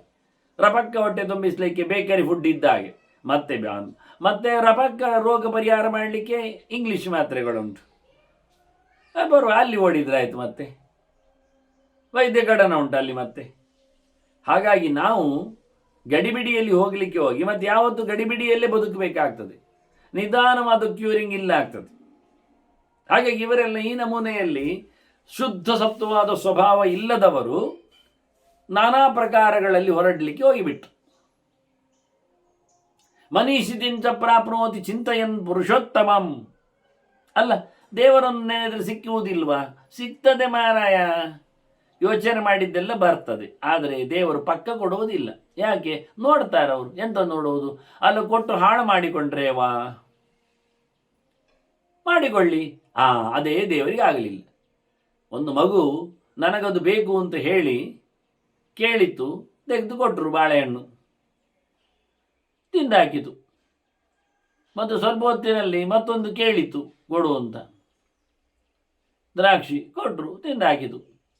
ಮತ್ತು ಆಚೆ ಬಂದಾಗ ಮತ್ತೊಂದು ಕೇಳಿತದು ಕೊಡು ಅಂತ, ಅದು ಕೊಡೋದಿಲ್ಲ ಹೇಳಿದರು.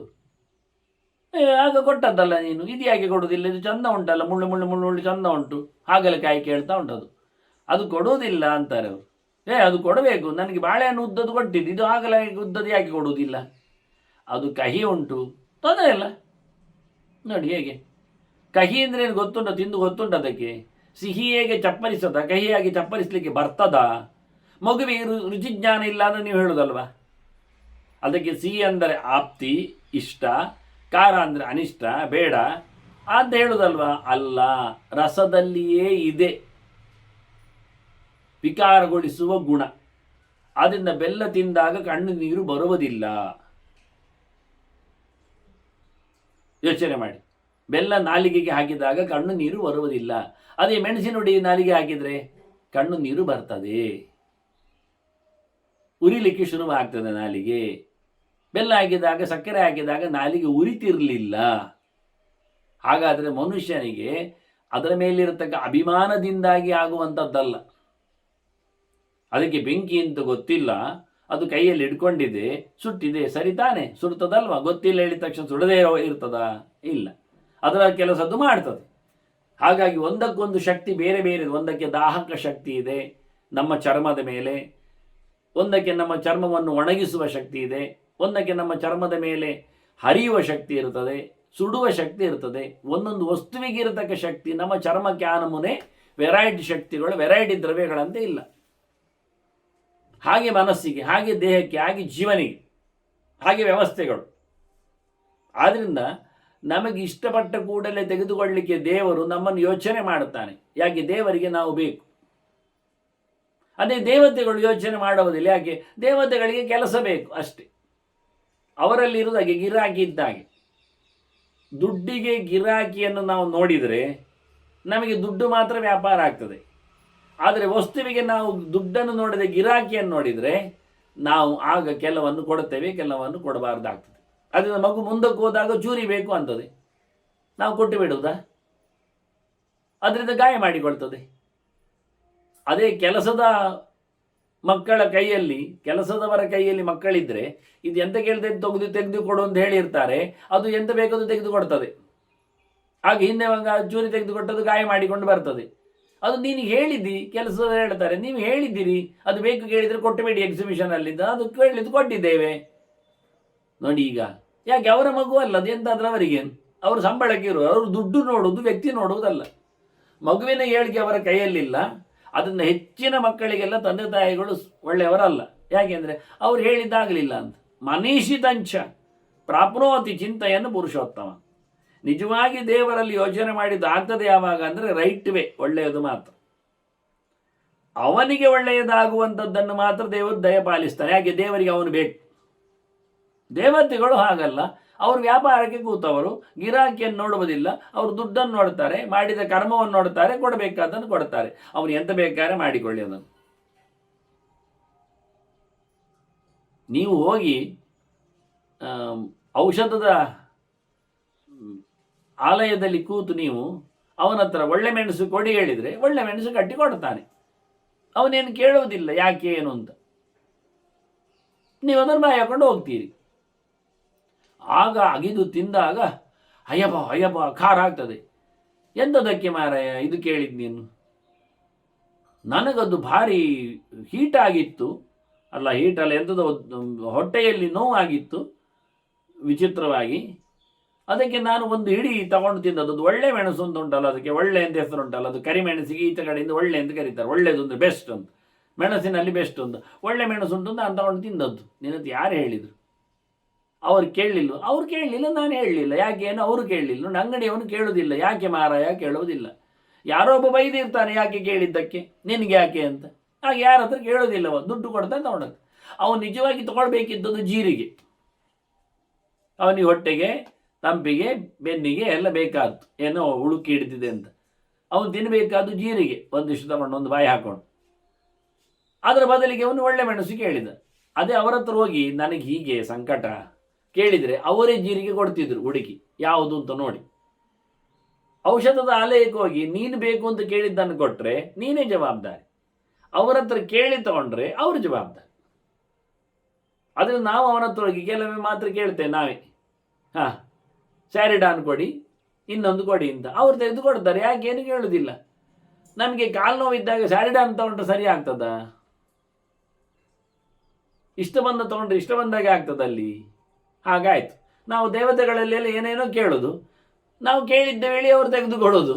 ಅದು ಯಾಕೆ ಏನು ಅಂತ ಅವರು ವಿಚಾರಿಸೋದಿಲ್ಲ. ನಾವು ವಿಚಾರಿಸ್ಲಿಕ್ಕೆ ಅವರಿಗೆ ಗುಟ್ಟು ಬಿಡುವುದಿಲ್ಲ. ನಮ್ದೆಲ್ಲಿ ಅದು ಗೊತ್ತಾಗಿ ಬಿಡ್ತದೋ ಏನೋ ಹೇಳಿಕೊಂಡು. ಆದ್ದರಿಂದ ನಿಜವಾಗಿ ಮನೀಷಿತಂ ಯಾರಿಗೆ? ದೇವರಿಗೆ ಅದು ಇಷ್ಟ ಆದರೆ ಕೊಡಬೇಕು ಅಂತ ಕಂಡ್ರೆ ಯಮೈ ವೈಶ್ವ ವ್ರಣತೆ ತೇನ ಲಭ್ಯತೆ ಕೇಳಿದ್ದು. ನಾವು ಮಾಡಿದ್ದಕ್ಕೆಲ್ಲ ದೇವರು ಏನು ಕೊಡೋದಿಲ್ಲ.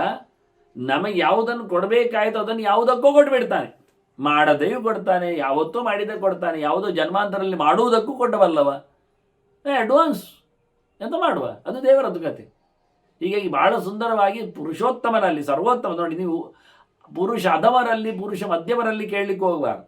ಕೆಳಗಿನವರಲ್ಲಿ ಕೇಳಿದರೆ ಅವರು ಬೇಗನೆ ತಮ್ಮಲ್ಲಿಗೆ ಬರಲಿ ಹೇಳಿಕೊಂಡು ಯಾವತ್ತು ಕೊಡ್ತಾ ಇರ್ತಾರೆ. ಅದೊಂದು ಗಮ್ಮತ್ತು. ಅದು ಬಿಸ್ನೆಸ್ ಟೆಕ್ನಾಲಜಿ, ವ್ಯಾಪಾರ ತಂತ್ರ ಅದು.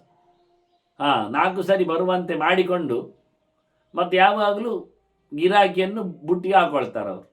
ಹಾಗೆ ಇತರ ದೇವತೆಗಳ ಗತೆ ಎಲ್ಲ ಹಾಗೆ. ಸರ್ವೋತ್ತಮನಲ್ಲಿ ಹೋದರೆ ಯಾವತ್ತು ನಿಮಗೆ ಮತ್ತೆ ಚಿಂತೆ ಇಲ್ಲ. ಇದು ಏಕಾಂತ ಭಕ್ತರ ಲಕ್ಷಣ. ಏಕಾಂತ ಭಕ್ತ ಸತತಂ ನಾರಾಯಣ ಪಾರಾಯಣ. ಅವನು ಅಪ್ಪಿತಪ್ಪಿಯೂ ಮತ್ತೊಂದು ಮನೆಗೆ ಹೋಗುವುದಿಲ್ಲ, ಮತ್ತೊಬ್ಬರನ್ನು ಕರೆಯುವುದಿಲ್ಲ, ಮತ್ತೊಬ್ಬರು ದೊಡ್ಡರು ಒಂದು ಸುಳ್ಳಿಗಾಗಿ ಹೇಳುವುದಿಲ್ಲ, ತಮಾಷೆಯಾಗಿ ಒಪ್ಪುವುದಿಲ್ಲ, ಕೆಲಸ ಆಗಲಿಕ್ಕೂ ಮಾತಾಡುವುದಿಲ್ಲವ. ನಮ್ದೆಂತ ಬರ್ತದೆ, ಅವರವರ ಹಬ್ಬಕ್ಕೆ ಬಂದಾಗ ಅವರವರು ದೊಡ್ಡವರೇ, ಮತ್ತೆ ಉಳಿದವರು ಪುಸ್ಸೆ. ಇದು ಒಳ್ಳೆ ಕಥೆ ಆಯ್ತಲ್ಲ. ಆಗ ಅವರದ್ದೇ ವೇಷ, ಅವರದ್ದೇ ಭಾಷೆ, ಅವರದ್ದೇ ರೋಗ, ಅವರದ್ದೇ ರಾಗ, ಎಲ್ಲ ಗಮ್ಮತ್ತು ಇರ್ತದೆ ನಾವು ನೋಡಿಕೊಳ್ಳಿಕ್ಕೆ ಹೋದರೆ. ಇನ್ನು ಕೆಲವರದ್ದು ಎಲ್ಲಿ ಹೋದ್ರು ಒಂದೇ ರಾಗ ಇರ್ತದೆ. ನಾನು ನೋಡಿದ್ದೇನೆ. ಯಾವ ದೇವಸ್ಥಾನಕ್ಕೆ ಅವರು ಹೋಗಲಿ ಅದೊಂದು ತಂಡ, ಅದು ರಾಗ ತಂಡ ಇಟ್ಕೊಳ್ಳಿ ಅಂತಾದರು. ಅವರು ಅದನ್ನೇ ಹೇಳುವುದು. ಎಲ್ಲಿ ಹೋದ್ರು, ಯಾರಿಗೆ ಹೋದ್ರು, ವಾರ ಬಂತಮ್ಮ ಶುರು ಮಾಡ್ತಾರೆ, ಕಾಪಾಡು ಶ್ರೀ ಸತ್ಯ ಶುರು ಮಾಡ್ತಾರೆ. ಬೇರೆ ಯಾವುದು ಅವರಿಗೆ ಅವರದೇ ಇಲ್ಲ. ಅದೇ ಇದು ಅವರ ಕೈಯಲ್ಲಿ ಇರತಕ್ಕ ಬತ್ತಳಿಗೆ ಅಷ್ಟೇ, ಒಂದು 8-10 ಬಾಣಗಳು ಬತ್ತಳಿಕೆಯಲ್ಲಿ. ಅದು ಯಾರು ದೇವರಿದ್ದಾನೆ, ಯಾರಲ್ಲಿ ಪ್ರೈಸಿಂಗಿಗೆ ಇರುವುದು, ಕಾರ್ಯಕ್ರಮ ಏನಿದೆ, ಅದು ಯಾವುದು ನೋಡುವುದಿಲ್ಲ. ಅದಕ್ಕೆ ಯಾವ ಸಂಬಂಧವೇ ಇಲ್ಲ ಅವರಿಗೆ. ಹಾಗಾಗಿ ಇಂಥ ರೀತಿಯವರು ಏನನ್ನೂ ಪರಾಯಣರನ್ನಾಗಿಸ್ತಾರೆ. ಅವರಿಗೆ ದುಡ್ಡು ಪರಾಯಣ. ಇನ್ನು ಕೆಲವರಿಗೆ ದುಡ್ಡು ಬೇಕಾಗಿಲ್ಲ, ಕೆಲವರ ರಿಟೈರ್ಡೇ ಇರುವುದು, ಅವರಿಗೆ ಮನೆಗೆ ಬಂದು ಬೀಳ್ತದೆ ಜಮಾ ಆಗಿ. ಆದರೆ ಮತ್ತೆ ಅವರಿಗೆ ನಾಲಿಗೆ ಪರಾಯಣರವರು, ಅವರಿಗೆ ತಿನ್ನಲಿಕ್ಕೆ ಬೇಕು. ಅಲ್ಲಿ ತಿನ್ನಲಿಕ್ಕೆ ಕುಡಿಲಿಕ್ಕೆ ವೆರೈಟಿ ಮಾಡಿರ್ತಾರೆ, ಬಾಯಿ ಚಾಪಲ ಅಷ್ಟೇ, ಮತ್ತೆಂಥದಿಲ್ಲ. ಮತ್ತು ಟೈಮ್ ಸಾಯ್ಬೇಕು ಅವರಿಗೆ. 10 ಜನರ ಎದುರು ಅವರು ನಿಲ್ಲಬೇಕು, ಅವರಿಗೆ ಸಮಯ ಸಾಯುವುದಿಲ್ಲ. ಈ ರೀತಿಯಾಗಿ. ಆದರೆ ಇವರು ದೇವರ ರುಚಿಯಲ್ಲಿ ಬಂದದ್ದೇ ಅಲ್ಲ, ಸಾಧನೆಯ ಮೆಟ್ಟಲನ್ನು ಏರಿದ್ದೇ ಅಲ್ಲ ಅವರು. ಇಂಥವರೇ ಇರ್ತಾರೆ, ಅದಕ್ಕೇನು ಮಾಡುವ ಅಂತಾನೆ. ಅದರಿಂದ ಏಕಾಂತ ಭಕ್ತನಿಗೆ ಈ ಪ್ರಕಾರವೇ ಇಲ್ಲ. ಮನೀಷಿಣೋ ಹಿ ಕೇಚಿತ್ ಯತಯ ಮೋಕ್ಷ ಧರ್ಮಿಣ. ಅವರು ಬಿಡುಗಡೆಗಾಗಿ ನಿಂತವರು, ಆಚರಣೆ ಮಾಡಿಕೊಳ್ಳುವಂಥದ್ದು. ಹಿಡಿಲಿಕ್ಕೆ ಬಂದವರಲ್ಲ, ಕೀರ್ತಿಗಾಗಿ, ಕಾಮನೆಗಾಗಿ, ದುಡ್ಡಿಗಾಗಿ, ಭೋಗಕ್ಕಾಗಿ ನಿಂತವರಲ್ಲ. ಯತಯ ಸರ್ವಸ್ವವನ್ನು ಕಳ್ಕೊಂಡವರು, ಬಿಟ್ಟುಕೊಟ್ಟವರು. ಒಳ್ಳೆ ತಿಳ್ಕೊಂಡಿದ್ದಾರೆ, ಜ್ಞಾನಿಗಳಿದ್ದಾರೆ. ಅವರಿಗೇನೋ ಸೈಡ್ ಹೊಡೆದು ಲಾಸ್ ಆಗಿ ನುಕ್ಸಾನದಿಂದ ಇನ್ನೇನೋ ಘಾಸಿಯಾಗಿ ಅವಮಾನಿತರಾಗಿ ಬಂದದ್ದಲ್ಲ. ಅವರು ಭಗವಂತನ ಎಚ್ಚರವ ಸಂಪಾದನೆ ಮಾಡಿಕೊಂಡು ತಿಳಿದು ಬಂದವರು. ಅಂತ ತೇಷಾಂ ವಿಚ್ಛಿನ್ನ ತೃಷ್ಣಾನಾಂ ಯೋಗಕ್ಷೇಮವ ಹರಿಹಿ. ಅಂಥವರಿಗೆ ಬೇಕುಗಳನ್ನು ಕೊಡುವುದು ದೇವರೇ. ಇಲ್ಲಿಂದ ಬಿಡುಗಡೆಯ ಕ್ಷೇಮ ಅವರ ಕೈಯಲ್ಲಿ, ಭಗವಂತನ ಕೈಯಲ್ಲಿ ಅವರದ್ದಿರುವಂಥದ್ದು. ಯಾರ ಬಗ್ಗೆ ಭಗವಂತ ಯೋಗಕ್ಷೇಮವನ್ನು ವಹಿಸಿಕೊಳ್ಳುತ್ತಾನೆ ಕೇಳಿದರೆ ಇಂಥವರಿಗೆ ಮಾತ್ರ. ಆಸೆಯನ್ನು ನಿಲ್ಲಿಸಿಕೊಂಡವರಿಗೆ, ಮೋಕ್ಷದೆಡೆಗೆ ತೆರಳುವರು ಬಂದವರಿಗೆ, ಎಲ್ಲವನ್ನು ತೊರೆದು ನಿಂತು ತಮ್ಮನ್ನು ತಾವು ನಿಗ್ರಹ ಮಾಡಿಕೊಂಡು ಭಗವಂತನ ಎಚ್ಚರವನ್ನು ಸಂಪಾದನೆ ಮಾಡಿದವರಿಗೆ ಭಗವಂತ ಯೋಗಕ್ಷೇಮ ವಾಹಕನಿದ್ದಾನೆ. ಅಂತ ಭಗವಂತ ಅವರನ್ನು ನೋಡ್ತಾನೆ. ಹುಟ್ಟುವಾಗಲೇ ಜಾಯಮಾನಮೀ ಪುರುಷಂ ಎಂ ಪಶ್ಯೇತ್ ಮಧುಸೂದನ. ಇದೊಂದು ವಿಷಯ. ಹುಟ್ಟುವಾಗ ಯಾರು ದೇವರನ್ನು ನೋಡಿರ್ತಾನೆ, ಹೆಚ್ಚು ಕಡಿಮೆ ಯಾರು ಹುಟ್ಟುವಾಗ ದೇವರವನನ್ನು ನೋಡಿರ್ತಾನೆ ಅವನು ದೇವರೆಡೆಗೆ ಸಾಕ್ತಾನೆ. ಇದು ರೂಲ್. ಸಾತ್ವಿಕಸ್ತು ಸವಿಜ್ಞೇಯ ಭವೇದ್ ಮೋಕ್ಷೇತ ನಿಶ್ಚಿತ. ಎಲ್ಲಿ ಹುಟ್ಟಿ ಬರ್ತಾನೋ, ಯಾವ ಪ್ರಕಾರದಲ್ಲಿ ಹುಟ್ಟು ಬಡಿತಾನೋ ಅವನನ್ನು ದೇವರು ಕಂಡರೆ, ಅಲ್ಲ ಮೊದಲು ಹುಟ್ಟುವಾಗಲೇ ದೇವರು ಕಂಡರೆ. ಇದೊಂದು ವಿಚಿತ್ರ ಮಾರೇರು, ಬೇಬೇಡಿ. ಮತ್ತೆ ದೇವರು ಮೊದಲ ಬಾರಿಗೆ ಸೃಷ್ಟಿ ಮಾಡಲಿಕ್ಕೆ ಒಂದು ಮುಷ್ಟಿ ಸೃಷ್ಟಿ ಅಂತ ಉಂಟಲ್ಲ ಜೀವನದ್ದು. ಆಗ ದೇವರು ಮುಷ್ಟಿಯನ್ನು ನೋಡಿ ಅದರಲ್ಲಿರುತ್ತೆ. ಈಗ ಒಬ್ಬ ರೈತ ಇಟ್ಕೊಳ್ಳಿ, ಒಬ್ಬ ರೈತ ಬಿತ್ತುತ್ತಾ ಇದ್ದಾನೆ ಗದ್ದೆಯಲ್ಲಿ. ಆಗ ಒಂದಿಷ್ಟು ಹಿಡಿ ಭತ್ತವನ್ನು ತೆಗಿತಾನೆ ಕೈಯಲ್ಲಿ. ಭತ್ತ ತೆಗೆದಾಗ ಕೈಯಲ್ಲಿ ಅದನ್ನು ಬಿಡಿಸಿ ಅವನು ಎಸಿಬೇಕು. ಮುಷ್ಟಿ ಬಿಡಿಸಿ ಎಸಿಬೇಕು. ಎಕ್ಕಿದ್ದಾನೆ ಬುಟ್ಟಿಯಿಂದ, ಆನಂತರ ಎಸಿತಾನೆ ಅಂದಾಗ ಅವನು ಎಸೆಯುವುದು ಹೀಗಲ್ಲ. ಅದು ಅವಕ್ಷಣ, ಪ್ರೋಕ್ಷಣ ಎಲ್ಲ ಸುಮಾರು ಪ್ರಕಾರಗಳುಂಟು ಮಾಡಲಿಕ್ಕೆ ಹೇಳತಕ್ಕ ಶಬ್ದಗಳಲ್ಲಿ. ಸಂಸ್ಕೃತದಲ್ಲಿ ಉತ್ತಾನ ಪಾಣಿ ಆದರೆ ಕೈ ಮೇಲಕ್ಕೆ ಹಾಕಿಕೊಂಡು ಮಾಡೋ, ನೀರನ್ನು ಸಿಂಪಡಿಸುವ ಕ್ರಮ ಹೀಗೆ ಮೇಲ್ಮುಖವಾಗಿ ಕೆಳಮುಖವಾಗಿ ಎಲ್ಲ ಹೇಳು. ಪ್ರೋಕ್ಷಣೆ ಅಂದರೆ ಕೆಳಮುಖವಾಗಿ ಆಗುವಂಥದ್ದೆಲ್ಲ ಕ್ರಮ ಉಂಟು. ಇವ ಬೀಜವನ್ನು ಒಂದು ಮುಷ್ಟಿಯನ್ನು ಹಿಡಿದು ಹೀಗೆ ಬಿಸಾಡುವುದಿಲ್ಲ, ಥ್ರೋಬಾಲಿನ ಹಾಗೆ ಅಲ್ಲ. ಮತ್ತು ಬೀಜವನ್ನು ಹೀಗೆ ಎಸೆಯುವುದು. ಹಾಗಾದರೆ ಮುಷ್ಟಿ ಎನ್ನುವುದು ಒಪ್ಪನಾಯಿತು, ಮೇಲ್ಮುಖವಾಗಿ ಆಯಿತು.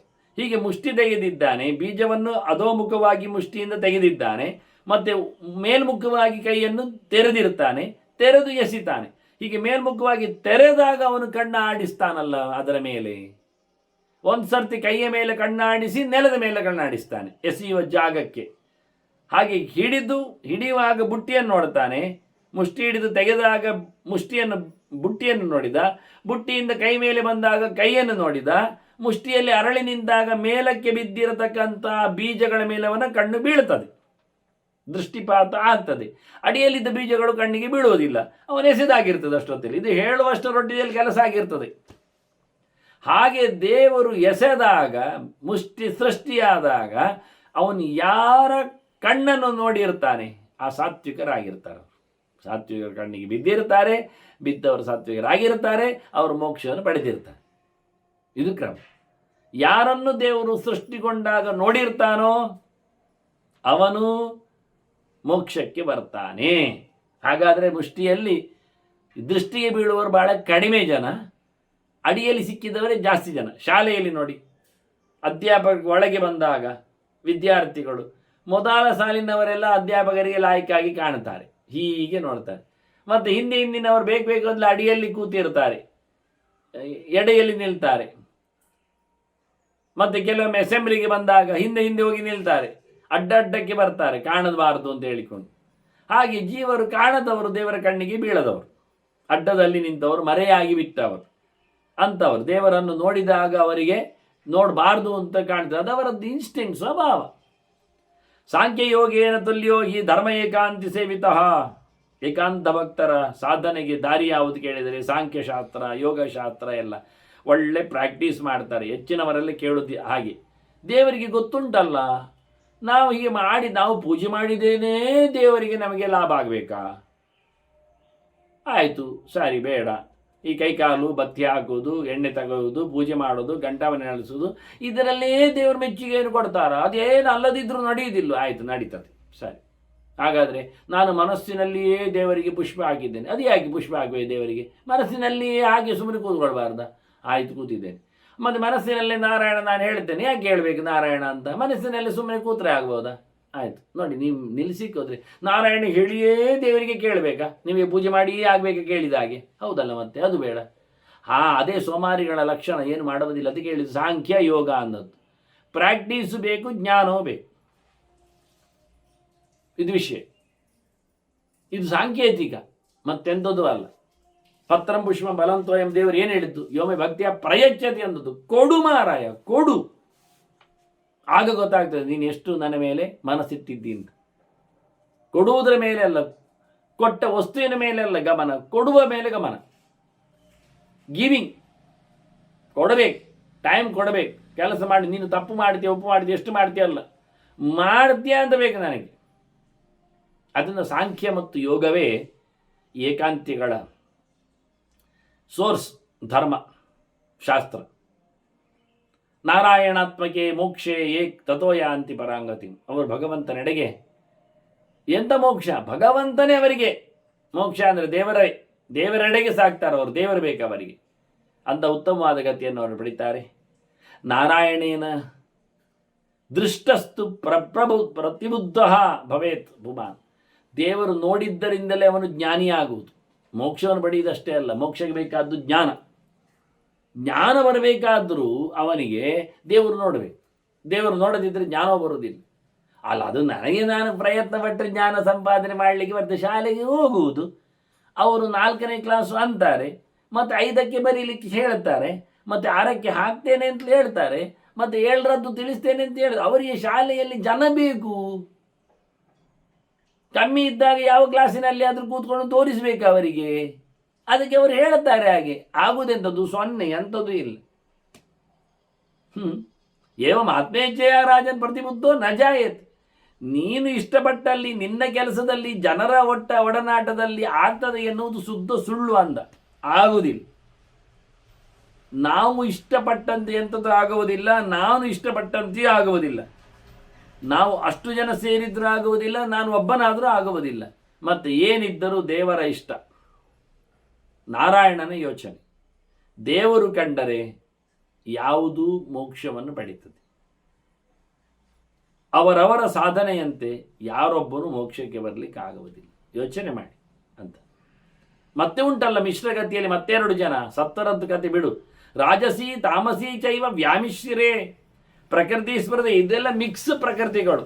ರಾಜಸನಿಗೆ ಕೆಲವೊಮ್ಮೆ ತಾಮಸ ಆವೇಶ ಜೋರಿರ್ತದೆ, ತಾಮಸನಲ್ಲಿಯೂ ಕೆಲವೊಮ್ಮೆ ರಾಜಸ ಪ್ರವೃತ್ತಿಯು ಕಾಣ್ತದೆ. ಎಲ್ಲಿಯೋ ಎಡೆಯಲ್ಲಿ ಸತ್ತು, ಅದು ಪ್ರಯೋಜನ ಇಲ್ಲ. ಇದೇ ಮಿಕ್ಸ್ ಭಯಂಕರ ಜೋರಿರ್ತದೆ.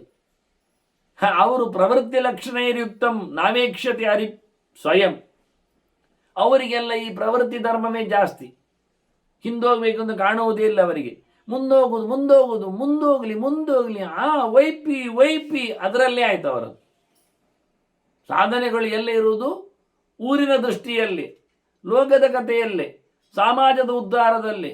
ಎಷ್ಟು ಕಟ್ಟಿದ, ಏನು ಕಟ್ಟಿದ, ಎಲ್ಲಿ ಕಟ್ಟಿದ ಅಂತ ಇಲ್ಲ. ಹೋಗಲಿ ಎಲ್ಲ ಕಡೆ ತನ್ನ ಚಿತ್ರವನ್ನು ಕೊಟ್ಟ, ಫೋಟೋವನ್ನು ಹಾಕಿದ, ಹೆಸರನ್ನು ಬರೆಸಿದ, ಅಲ್ಲಿ ಜನರನ್ನು ಇಟ್ಟ, ಟ್ರಸ್ಟು ಮಾಡಿದ, ಮುಗಿಯಲಾರದಷ್ಟು ಗಂಟು ಮೂಟೆ ಕಟ್ಟಿದ. ಇದು ಪ್ರವೃತ್ತಿ. ನಿವೃತ್ತಿ ಹೊಂದುವುದೇ ಇಲ್ಲ. ಯಥೋ ನಿವರ್ತೇತ ವಿಮುಚ್ಚೇತ. ನಾನು ಹೇಳ್ತೇನೆ ಯಾವಾಗಲೂ, ಹೆಸರು ಇಲ್ಲದಂತೆ ನೋಡು, ಸಂಘ ಸಂಸ್ಥೆಯನ್ನು ಬಿಟ್ಟುಕೊಡು, ಒಂದು ಸಮೂಹದಲ್ಲಿ ಬರಬಾರದು. ಯಾಕೆಂದರೆ ಅಲ್ಲಿ ಹೆಸರಿನಲ್ಲಿ ನಿನಗೆ ಎಷ್ಟು ಬಂತೋ ಅಷ್ಟಲ್ಲಿ ಆದ ಅನ್ಯಾಯಗಳಲ್ಲಿಯೂ ಪಾಲುಂಟು ಎನ್ನುವುದು ಅರ್ಥ ಮಾಡಿಕೊ. ಯೋಚನೆ ಮಾಡಿ, ಅದು ನಿಜವಾಗಿ ವಿಷಯ ಅದು. ಆದ್ದರಿಂದ ಸಭೆಗೆ ಹೋಗಬಾರ್ದು ಅಂತ ಇರೋದು. ಇದನ್ನು ವಿದುರನೇ ಹೇಳಿಕೊಟ್ಟದ್ದು. ಸಭಾನ್ನ ಪ್ರವಿಶ್ಯತ್ ಪ್ರಾಜ್ಞ ಅಂತ. ಅರಿತವನು ಸಭೆಗೆ ಹೋಗಬಾರ್ದು. ಒಳ್ಳೇದಲ್ವ ಸಭೆ ಅಂದರೆ? ಇಲ್ಲಪ್ಪ, 10-100 ಜನರೆಲ್ಲ ಸೇರಿದಲ್ಲಿ ಸಭೆ ಮಾಡಿದರೆ ಅಲ್ಲಿ ಮಾಡತಕ್ಕಂಥ ಮಾತುಕತೆಗೆ ಅವನು ಕಿವಿ ಕೊಡಬೇಕು, ತಲೆ ಕೊಡಬೇಕು. ಅದು ಆಗ್ತದವ್ರು ಮಾಡ್ತಾರೆ, ನಾವು ಸುಮ್ಮನೆ ಇರುವುದು. ಸುಮ್ಮನೆ ಇರ್ಲಿಕ್ಕೆ ಆಗೋದಿಲ್ಲ. ಅಲ್ಲಿ ಏನಾದರೂ ತಪ್ಪು ಡಿಸಿಷನ್ ಬಂದರೆ ಅದಕ್ಕೆ ಇವನು ಭಾಗಿಯಾಗ್ತಾನೆ. ಯಾಕೆ? ಸುಮ್ಮನೆ ಇದ್ದದ್ದಕ್ಕೆ. ಅಲ್ಲಿ ಏನಾದರೂ ತಪ್ಪು ಡಿಸಿಷನ್ ಇವನಿಗೆ ಒಪ್ಪಿಗೆ ಕೊಟ್ಟರೆ ಕಂಪ್ಲೀಟ್ ಇವನು ಭಾಗಿಯಾಗ್ತಾನೆ. ಅದಕ್ಕೆ ವಿರೋಧ ಮಾಡದೆ ಹೋದರೆ ಅವನಿಗೆ ಅರ್ಧವಾಸಿ ಪಾಪ ಬರ್ತದೆ. ಅಬ್ರುವನ್ ವಿಭ್ರುವಂಶ್ಚಾಪಿ ನರಹ ಕಿಲ್ಬಿಷಮಷ್ಟತೆ. ಅವನು ಬಾಯಿ ಮುಚ್ಚಿ ಕೂತ್ರು ಪೆಡೆ ತಿಂತಾನೆ, ಬಾಯಿ ತೆರೆದು ಬಿಟ್ಟರು ಪೆಡೆ ತಿಂತಾನೆ. ಸರಿ ಹೇಳಿದರೆ ಅವರು ಕೇಳುವುದಿಲ್ಲ, ಬಾಯಿ ಮುಚ್ಚಿದರೆ ಇವತ್ತು ತಿಂತಾನೆ ಪೆಟ್ಟು. ಎಂತ ಮಾಡುವ? ಆದ್ದರಿಂದ ಸಭೆಗೆ ಕರೀಲಿಲ್ಲ ಆದರೆ ಭಾರಿ ಒಳ್ಳೆಯದು. ಅಯ್ಯೋ ಕರೀಲಿಲ್ಲ ಅಂತ ಸಂಕಟ ಪಡೋದಲ್ಲ. ಸಭೆಗೆ ಹೋದರೆ ಅಲ್ಲಿನ ಹೆಚ್ಚು ಕಡಿಮೆಗಳಿಗೆ ಇವನು ಬದ್ಧನಾಗುವುದರಿಂದ ಖಂಡಿತವಾಗಿ ಹೋಗದಿರುವುದು ಒಳ್ಳೆಯದು. ಪುಣ್ಯದ ಲಾಭಕ್ಕೆ ಹೋಗಿ ಪಾಪದ ಮೂಟೆಯನ್ನು ತರುವುದಕ್ಕಿಂತ ಸುಮ್ಮನೆ ಇರುವುದು ಭಾರಿ ಒಳ್ಳೆಯದು. ಇದು ಎಲ್ಲ ಸಭೆಗೆ ಅನ್ವಯ. ಊಟದ ಸಭೆಗೂ, ಪಾಠದ ಸಭೆಗೂ, ಪ್ರವಚನದ ಸಭೆಗೂ, ಎಲ್ಲ ಸಭೆಗಳಿಗೂ ಅನ್ವಯ. ಯಾರ ಸಭೆಗೂ, ಇದು ರಾಜರ ಸಭೆ ಆಗಲಿ, ಮಂತ್ರಿಗಳ ಸಭೆ ಆಗಲಿ, ಯತಿಗಳ ಸಭೆ ಆಗಲಿ, ತಂತ್ರಿಗಳ ಸಮಾಜ ಆಗಲಿ, ಯಾವ ಸಭೆ ಸಮಾರಂಭಕ್ಕೂ 10 ಜನರು ಸೇರುವಲ್ಲಿ, ಮಾತುಕತೆ ಹೊರಗೆ ಬರುವಲ್ಲಿ, ನಿರ್ಣಯ ಚಿಂತನೆ ಶಾಸ್ತ್ರಗಳು ಹರಡುವಲ್ಲಿ ತಪ್ಪು ಕಲ್ಪನೆಗಳೇ ಹೆಚ್ಚು ಮೇಲೆದ್ದು ಕುಣಿಯುವಾಗ ಇವನು ತಲೆದಂಡ ಕೊಡಬೇಕಾಗ್ತದೆ. ಸರಿ ಹೇಳಿದರೆ ವಿದುರನಾಗಿ ಕೇಳುವವರಿಲ್ಲ, ಒಬ್ಬನೇ ಇವ ಸರಿ ಹೇಳುವವ, ಬೊಬ್ಬೆ ಹೊಡೆಯುವುದು, ಪ್ರಯೋಜನ ಆಗಲಿಲ್ಲ. ಅದರ ಬದಲಿಗೆ ಹೋಗದಿರುವುದು ಚಂದ ಹೇಳಿಬಿಟ್ರು. ಆದ್ದರಿಂದ ರಾಜಸ ತಾಮಸರು ಅವರು ದೇವರನ್ನು ಕಾಣುವುದಿಲ್ಲ, ಇಷ್ಟಪಡುವುದಿಲ್ಲ. ಅವರು ಇದೇ ದಾರಿಯಲ್ಲಿ, ಪ್ರವೃತ್ತಿ ದಾರಿಯಲ್ಲಿ ಸುಮಾರು ಜನರು ಸಿಗ್ತಾರೆ ಅವರಿಗೆ ಮಾತಾಡಿಕೊಂಡಿರ್ಲಿಕ್ಕೆ. ಮತ್ತು ಇವರು ಹುಟ್ಟುವಾಗ ಯಾರು ನೋಡ್ತಾರೆ? ಪಶ್ಯಂತಿಯರಂ ಜಾಯಮಾನ ಬ್ರಹ್ಮಲೋಕ ಬಿದ್ದಾಮಹ. ಇವರನ್ನು ಬ್ರಹ್ಮ ನೋಡ್ತಾನೆ, ಸೃಷ್ಟಿಕರ್ತ. ಅವನ ಕೈಗೆ ಬರ್ತದೆ ಈಗ ಬಿಸಾಡಿದ್ದೆಲ್ಲ. ಆಗ ಅವನು ನೋಡ್ತಾನೆ ಇವರನ್ನೆಲ್ಲ, ಲಾಯ್ಕೊಂಡು ಅಂದರೆ ಎಲ್ಲ ಗಮ್ಮತ್ತಲ್ಲಿ ಇದ್ದಾರೆ. ಅವರಿಗೆ ಸುಮಾರು ಟೆಸ್ಟ್ಗಳು, ಸೆಷನ್ಸ್ಗಳೆಲ್ಲ ಬರ್ತವೆ ಅಲ್ಲಿ. ಇದು ಮಾಡ್ತಾನೆ, ಅದು ಮಾಡ್ತಾನೆ, ಅದು ಸಿಗ್ತದೆ, ಇದು ಸಿಗ್ತದೆ. ಎಲ್ಲ ದೇವತೆಗಳನ್ನು ಆರಾಧಿಸುವವರೇ ಸಿಗುವುದು ಹೆಚ್ಚು ಜನ. ಆದ್ದರಿಂದ ಯಾರನ್ನು ಸೃಷ್ಟಿಯ ಆರಂಭದಲ್ಲಿ ದೇವರು ಕಂಡಿರ್ತಾನೆ ಅವನು ಪಾಸ್. ಇವರು ಪಾಸ್ ಆಗೋದಿಲ್ಲಲ್ಲ, ಇವರು ಭಯಂಕರ ಪಾಸ್ ಒಂದರ್ಥ. ಎಲ್ಲೆಡೆಯೂ ಇದ್ದಾರೆ ಇವರು. ಅವರು ಸಿಗುವುದೇ ಇಲ್ಲ ಲೆಕ್ಕಕ್ಕೆ, ಅವರು ಬಹಳ ಕಡಿಮೆ ಅಂಥವ್ರು ವಾಸ್ತವವಾಗಿ. ಇದರಲ್ಲಿ ಸಾತ್ವಿಕರಲ್ಲಿ ಋಷಿಗಳಿದ್ದಾರೆ, ದೇವತೆಗಳಿದ್ದಾರೆ. ಸ್ವಲ್ಪ ಕಡಿಮೆ ಸಾತ್ವಿಕರಾದರೆ ಹೀನಾಹ ಸತ್ವೇನ ಸೂಕ್ಷ್ಮೇಣ ತಥೋ ವೈಕಾರಿಕಾ ಸ್ಮೃತ.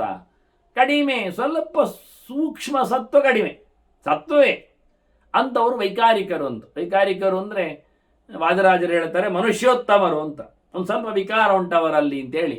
ಸಾಧನೆಗಳಲ್ಲಿ ಋಷಿಗಳು, ದೇವತೆಗಳು ಫುಲ್ ಸಾತ್ವಿಕರು. ಸ್ವಲ್ಪ ಸೂಕ್ಷ್ಮ ಸತ್ವ ಕಮ್ಮಿ ಆದ್ದರಿಂದ ಮನುಷ್ಯೋತ್ತಮರು, ದೇವರೆಡೆಗೆ ಸಾಗುವವರು, ಮೋಕ್ಷವನ್ನೇ ಪಡೆಯುವವರು, ಅವರನ್ನು ವೈಕಾರಿಕರು ಅಂತ ಕರೀತಾರೆ ವಾಸ್ತವವಾಗಿ. ಕೂಡಲೇ ಕೇಳ್ತಾನೆ ಜನಮೇಜ, ಏದಂದದು ವೈಕಾರಿಕರು ಅಂದರೆ? ವೈಕಾರಿಕರ ಸಾಧನೆಗಳೇನಿರ್ತವೆ, ವೈಕಾರಿಕರ ಚರ್ಯೇನು, ಅವರ ಗತಿ ಅಂತದ್ದು, ಅವರ ವೃತ್ತಿ ಅಂತದು ಅಂತ. ಆಗ ವೈಶಂಪಾಯನ ಹೇಳ್ತಾನೆ, ನೋಡು, ಸುಸೂಕ್ಷ್ಮಂ ತತ್ವ ಸಂಯುಕ್ತಂ ತ್ರಿಭಿರಕ್ಷರೈ.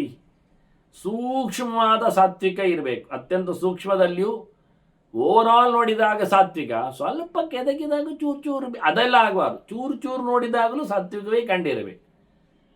ಪ್ರಣವಾಕ್ಷರಗಳಿಂದ, ವೇದಗಳಿಂದ, ಅದರ ಸಂಬಂಧಪಟ್ಟಂಥ ಪಂಚರಾತ್ರಾದಿಗಳಿಂದ ಚಿಂತನೆ ನಡೆಸಿಕೊಂಡು ಬಂದಾಗ ಪುರುಷಂ ಗಚ್ಚೇತ್ ನಿಷ್ಕ್ರಿಯ ಪಂಚವಿಂಶಕಂ. ಅವನು ಕರ್ಮವನ್ನು ಸಮರ್ಪಣೆ ಮಾಡಿಕೊಂಡು, ಕಾಮ್ಯಕರ್ಮವನ್ನು ನಿವೃತ್ತಿಗೊಳಿಸಿಕೊಂಡು, 25ನೇ ತತ್ವ ಅನ್ನಿಸಿಕೊಂಡ ಹಿಂದೆ ಹೇಳಿದ್ದಾರೆ ತತ್ವಗಳಲ್ಲಿ, ಭಗವಂತನಡೆಗೆ ಸಾಕ್ತಾನೆ. ಅವರಿಗೆ ಎಲ್ಲ ಒಂದೇ. ಏವಮೇಕಂ ಸಾಂಖ್ಯಯೋಗಂ ವೇದಾರಣ್ಯಕಮೇಮಚ ಪರಸ್ಪರ ಅಂಗಾನಿ ಏತಾನಿ ಪಂಚರಾತ್ರಂಚ ಗತ್ಯತೆ. ಅವರು ಸಾಂಖ್ಯವು, ಅವರ ಯೋಗವು, ಅವರ ವೇದವು, ಅವರ ಆರಣ್ಯಕವು, ಅವರ ಎಲ್ಲವೂ ಪಂಚರಾತ್ರ ಪ್ರಕಾರದ್ದೇ, ಒಂದೇ ಪ್ರಕಾರ, ಭಗವಂತನನ್ನೇ ಚಿಂತನೆ ಮಾಡೋದಕ್ಕೆ ರೀತಿ. ಇದರಲ್ಲಿ ಇವರ ಅಂಗಾಂಗಗಳೆಲ್ಲವೂ ಸೇಮ್, ಒಂದೇ ಬಗೆ, ವ್ಯತ್ಯಾಸ ಇಲ್ಲ. ಎಲ್ಲ ಇವರಿಗೆ ಏಷ ಏಕಾಂತಿನಾಂ ಧರ್ಮ ನಾರಾಯಣ ಪರಾತ್ಮಕ. ಸರ್ವೋತ್ತಮನಾದ ನಾರಾಯಣನಿಗೆ ಸಂಬಂಧಪಟ್ಟಂತೆ ಎಲ್ಲ ಪೂಜೆ ಪುನಸ್ಕಾರಗಳು. ಎಲ್ಲಿ ನೋಡಿದರೂ ದೇವರನ್ನು ಕೆಳಗೆ ಹಾಕುವಂತೆ ಇಲ್ಲ. ಇದು ಏಕಾಂತಿಗಳ ಒಂದೇ ಧರ್ಮ ವಾಸ್ತವವಾದದ್ದು. ಹೇಗೆ ಕೇಳಿದರೆ, ಯಥಾ ಸಮುದ್ರಾತ್ ಪ್ರಸೃತ ಜಲೌಕಾ ತಮೇವ ರಾಜನ್ ಪುನರಾವಿಶಂತಿ. ಮೇಘಗಳಾಗಿ ಸಮುದ್ರದ ನೀರುಗಳು ಮತ್ತೆ ಹೊರಟು ನಿಂತರೆ ಮತ್ತೆ ಅದು ಪುನಃ ಯಥಾ ಪ್ರಕಾರ ಎಲ್ಲೆಲ್ಲಿಯೂ ಹರಿದು ಮಳೆಯಾಗಿ ಇಳಿದು ನದಿಯ ಮಾಧ್ಯಮದಲ್ಲಿ ಮತ್ತೆ ಸಮುದ್ರಕ್ಕೆ ಬಂದು ಸೇರ್ತದೆ. ಇಮೇ ತಥಾ ಜ್ಞಾನ ಮಹಾಜಲೌಗಾಹ ನಾರಾಯಣಂ ವೈ ಪುನರಾವಿಶಂತಿ. ಹೀಗೆ ಅರಿತವರು, ತಿಳಿದುಕೊಂಡವರು, ಚೆನ್ನಾಗಿ ವಿಶೇಷವಾಗಿ ಭಗವಂತನೆಡೆಗೆ ತಮ್ಮ ಸಾಧನೆಗಳನ್ನು ಸಮರ್ಪಿಸಿಕೊಳ್ಳುತ್ತಾರೆ. ಅದೇ ಪ್ರಕಾರ ಇರುವಂಥದ್ದು. ನೀನು ಮಾಡು, ಹೀಗೆ ಮಾಡಿ ನೋಡು. ಗುರು ಶ್ರೇನಂ ಯಥಾ ನ್ಯಾಯಂ ಯದಿ ಭಕ್ತೋಸಿ ಭಾರತ. ಭಾರಿ ಜೋರಲ್ಲ, ನೀನು ಭಕ್ತ ಅಲ್ವಾ?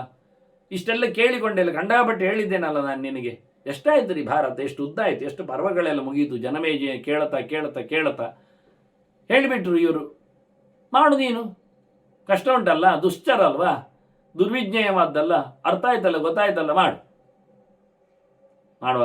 ಮಾಡ್ತೀಯಾ? ಆಗ್ತದ? ಯಥೈವತ್ವಂ ತಥೈವಾನ್ಯ ನಭವಂತಿ ಚ ಮೋಹಿತಾ. ಹೀಗೆ ಎಲ್ಲರಿಗೂ ಪೂರ ಮಾಡಲಿಕ್ಕೆ ಆಗುವುದಿಲ್ಲ, ಆಯ್ತಾ? ಸಾಮಾಜಿಕವಾದ ಧರ್ಮ ಅಂತ ಶುರು ಮಾಡ್ತಾನೆ, ಇರಲಿ ಅಂತ ಹೇಳ್ತಾರೆ, ಸಂಕೋಚಕ್ಕೆ ಬರ್ತಾನೆ, ಸ್ವಲ್ಪ ಕಮ್ಮಿ ಅಂತ ಆಡುವ, ಕಾಂಪ್ರಮೈಸ್ ಮಾಡ್ತಾನೆ, ಹೀಗಾಗಿ ಮಿಕ್ಸ್ ಮಾಡಿಕೊಂಡು ಹೋಗ್ತಾನೆ. ಎಲ್ಲ ಮೋಹ. ಕೃಷ್ಣ ಏವ ಹಿ ಲೋಕಾನಾಂ ಭಾವನೋ ಮೋಹನಸ್ತತ. ಇದೇ ಕೃಷ್ಣ ಲೋಕದ ಜನರಿಗೆ ಆಗ ಇಲ್ಲಲ್ಲಿ ಹೋಗಿ ಆಗಿದೆ. ವೈಶಂಪಾಯನ ಕಥೆ ಹೇಳುವಾಗ ಜನಮೇಜಯನಿಗೆ ಇದೇ ಕೃಷ್ಣ ಜನರನ್ನು ಮೋಹಗೊಳಿಸಿದ್ದು ಹೌದು, ಜನರನ್ನು ಮೇಲಕ್ಕೆ ಎಬ್ಬಿಸಿದ್ದು ಹೌದು, ಜನರನ್ನು ಒಳ್ಳೆಯ ರೀತಿಯಲ್ಲಿ ಭಾವನೆಗೊಳಿಸಿದವನು ಹೌದು, ಮೋಹನೆಗೊಳಿಸಿದವನು ಹೌದು, ಎರಡೂ ಮಾಡಿದ್ದಾನೆ. ಹಾಗಾಗಿ ಸಂಹಾರ ಕಾರಕಶ್ಚೈವ ಕಾರಣಂಚ ವಿಷಾಂಪತೆ. ಜಗತ್ತಿನ ಸೃಷ್ಟಿಗೂ ಅವನೇ ಕಾರಣ, ಜಗತ್ತಿನ ಅಳಿವಿಗೂ ಅವನೇ ಕಾರಣ. ಜನರ ಸಾಧನೆಯ ಉಳಿವು, ಸಾಧನೆಯ ಅಳಿವು. ಮತ್ತೆ ಜನಮೇಜಯ ಕೇಳ್ತಾನೆ, ಅಲ್ಲ ನೀನು ಮಧ್ಯೆಯಲ್ಲಿ ಶಾಸ್ತ್ರ ಎಲ್ಲ ಒಂದೇ ಹೇಳಿದೆಯಲ್ಲ, ಸಾಂಖ್ಯ, ಯೋಗ, ವೇದಾರಣ್ಯ, ಪಂಚರಾತ್ರ, ಇವೆಲ್ಲ ಒಂದೇಯ? ಅಂದರೆ ಒಂದೇ ವ್ಯವಸ್ಥೆಯ? ಕಿಮೇತಾನಿ ಏಕನಿಷ್ಠಾನಿ, ಒಬ್ಬನ ಬಗ್ಗೆ ಹೊರಟಿದ ಒಂದೇ ವ್ಯವಸ್ಥೆಗ, ಅಥವಾ ಬೇರೆ ಬೇರೆ ಉಂಟ ಇದರಲ್ಲಿ? ಪೃಥಕ್ ನಿಷ್ಠಾನಿ ಮಾಮತೆ. ಇದರಲ್ಲಿ ಒಂದು ನೋಡಿದಾಗ, ಒಂದಕ್ಕೆ ತಂದಾಗ, ಒಂದಕ್ಕೆ ಹೋದಾಗ ಬೇರೆ ಬೇರೆ ಆಗ್ತದ, ಬೇರೆ ಬೇರೆ ಕ್ರಮ ಇರ್ತದ, ಎಲ್ಲಿ ಹೋಗಿ ಸೇರ್ತದೆ? ಈಗ ವೈಶಂಪಾಯನ ಇದು ದೊಡ್ಡ ಪ್ರಶ್ನೆ. ಅವರು ಉತ್ತರ ಕೊಡಲಿಕ್ಕೆ ದೇವರನ್ನು ಯೋಚನೆ ಮಾಡ್ತಾರೆ. ತಾವು ತಿಳ್ಕೊಂಡು ಬಂದದ್ದು ವ್ಯಾಸರಿಂದ ಅಲ್ವಾ, ವ್ಯಾಸರನ್ನು ಕೈ ಮುಗಿದು ಈ ಪ್ರಶ್ನೆಗೆ ಉತ್ತರ ಕೊಡುತ್ತೇನೆ ಅಂತ. ಇದು ಸ್ವಲ್ಪ ಕಾಂಪ್ಲಿಕೇಟೆಡ್ ಕ್ವಶನ್. ಎಲ್ಲ ಶಾಸ್ತ್ರಗಳು ಹೇಳುವುದು ಒಬ್ಬನನ್ನೆಯ, ಪಡೆಯುವುದು ಒಬ್ಬರಲ್ಲಿಯ, ಅದಕ್ಕೊಂದು ಭಿನ್ನ ಭಿನ್ನವಾದ ಇಲ್ಲ ಒಂದೇ ಆದರೆ ಎಲ್ಲ ಶಾಸ್ತ್ರ ಬೇರೆ ಬೇರೆ ಶಾಸ್ತ್ರಗಳು ಯಾಕೆ ಅಂತ. ಟೆಸ್ಟ್ ಯಾಕೆ ಬೇರೆ, ಸಬ್ಜೆಕ್ಟ್ ಒಂದು ಯಾಕೆ? ನೀವು ಹೇಳಿದ್ದಾಗೆ ಏಕಾಂತಿಗಳಿಗೆ ಈಗ ಸಬ್ಜೆಕ್ಟ್ ಬೇರೆ ಇಲ್ಲದಿದ್ದರೆ ಟೆಸ್ಟ್ ಯಾಕೆ ಬೇರೆ ಆಗಬೇಕು ಅಂತ ಇವನ ಕ್ವಶನ್, ವಿಪರೀತ ಪ್ರಶ್ನೆ. ಹೀಗಾಗಿ ಇದರ ಬಗ್ಗೆ ಚಿಂತನೆ ಮಾಡಬೇಕಲ್ಲ ಕೇಳಿದಾಗ ಅವರು ಒಳ್ಳೆ ದೊಡ್ಡ ಚಿಂತನೆ ಹೇಳಿ, ದೇವರನ್ನು ಯೋಚನೆ ಮಾಡ್ತೇನೆ ಹೇಳಿ ವ್ಯಾಸರ ಚಿಂತನೆ ಮಾಡ್ತಾನೆ. ವ್ಯಾಸರು ಹುಟ್ಟಿದ್ದು ಪರಾಶರರಲ್ಲಿ, ಸತ್ಯವತಿಯಲ್ಲಿ. ಆದರೆ ಸತ್ಯವತಿ ಪರಾಶರರಿಂದ ಯಾರನ್ನು ಹಡೆದಲೋ ಅಂತ ವ್ಯಾಸರಿಗೆ ನಮಸ್ಕಾರ ಅಂತೇಳಿ ಜಜ್ಞೆ ಬಹುಜ್ಞಂ ಎಲ್ಲ ತಿಳ್ಕೊಂಡ ವೇದವ್ಯಾಸರಿಗೆ, ವೇದವ್ಯಾಸರನ್ನು ಹೆತ್ತವಳಿಗೆ ಸತ್ಯವತಿ ಪರಾಶರರಿಗೆ ಯೋಚನೆ ಮಾಡುತ್ತಾ ಬಹುಜ್ಞನನ್ನು, ಸರ್ವಜ್ಞನನ್ನು ಎತ್ತಿದ್ದಾರೆ ಅವರು. ಅದ್ಭುತವಾಗಿದ್ದಾನೆ ಅವನು. ಪರ ಅನ್ಯ ಎಲ್ಲರಿಗಿಂತ ಎತ್ತರದಲ್ಲಿದ್ದಾರೆ. ಪರಮತ್ಯುದಾರಂ, ಉತ್ಕೃಷ್ಟನಾದ ಎಲ್ಲ ಗುಣಗಳಲ್ಲಿ ತುಂಬಿದ್ದಾನೆ. ದ್ವೀಪ ಮಧ್ಯೆ ಗುರು ಆತ್ಮವಂತಂ, ನನ್ನ ಗುರುಗಳನ್ನು, ಪರಮಾತ್ಮನ ರೂಪನನ್ನು, ಆ ದ್ವೀಪದ ಮಧ್ಯೆಯಲ್ಲಿ ಸೃಷ್ಟಿಯಾದವನನ್ನು, ಪರಾಶರ ಸತ್ಯವತಿ ಮಹರ್ಷಿಂ ತಸ್ಮೈ ನಮಃ ಅಜ್ಞಾನತಮೋನುದಾಯ, ನನ್ನ ಅಜ್ಞಾನದ ಕತ್ತಲೆಯನ್ನು ಪರಿಹರಿಸುವ ವ್ಯಾಸರಿಗೆ ಮಣಿದು ಹೇಳುತ್ತೇನೆ ಅಂತ ವ್ಯಾಸರಿಗೆ ಮಣಿದಿದ್ದಾರೆ. ಇನ್ನೂ ವ್ಯಾಸರ ಬಗ್ಗೆ ಚಿಂತನೆ ಮಾಡಲಿಕ್ಕೆ ಹೊರಟಿದ್ದಾರೆ ಅಂತ ವ್ಯಾಸರನ್ನು ಮತ್ತೆ ಕೇಳುವ ವೈಶಂಪಾಯನವರು ಕರೆದಂತೆ ಅನ್ನೋ ನೆಲೆಯಲ್ಲಿ ಮಗದೊಮ್ಮೆ ಶ್ರೀಕೃಷ್ಣ ನಾರಾಯಣ ನಾರಾಯಣ ನಾರಾಯಣ.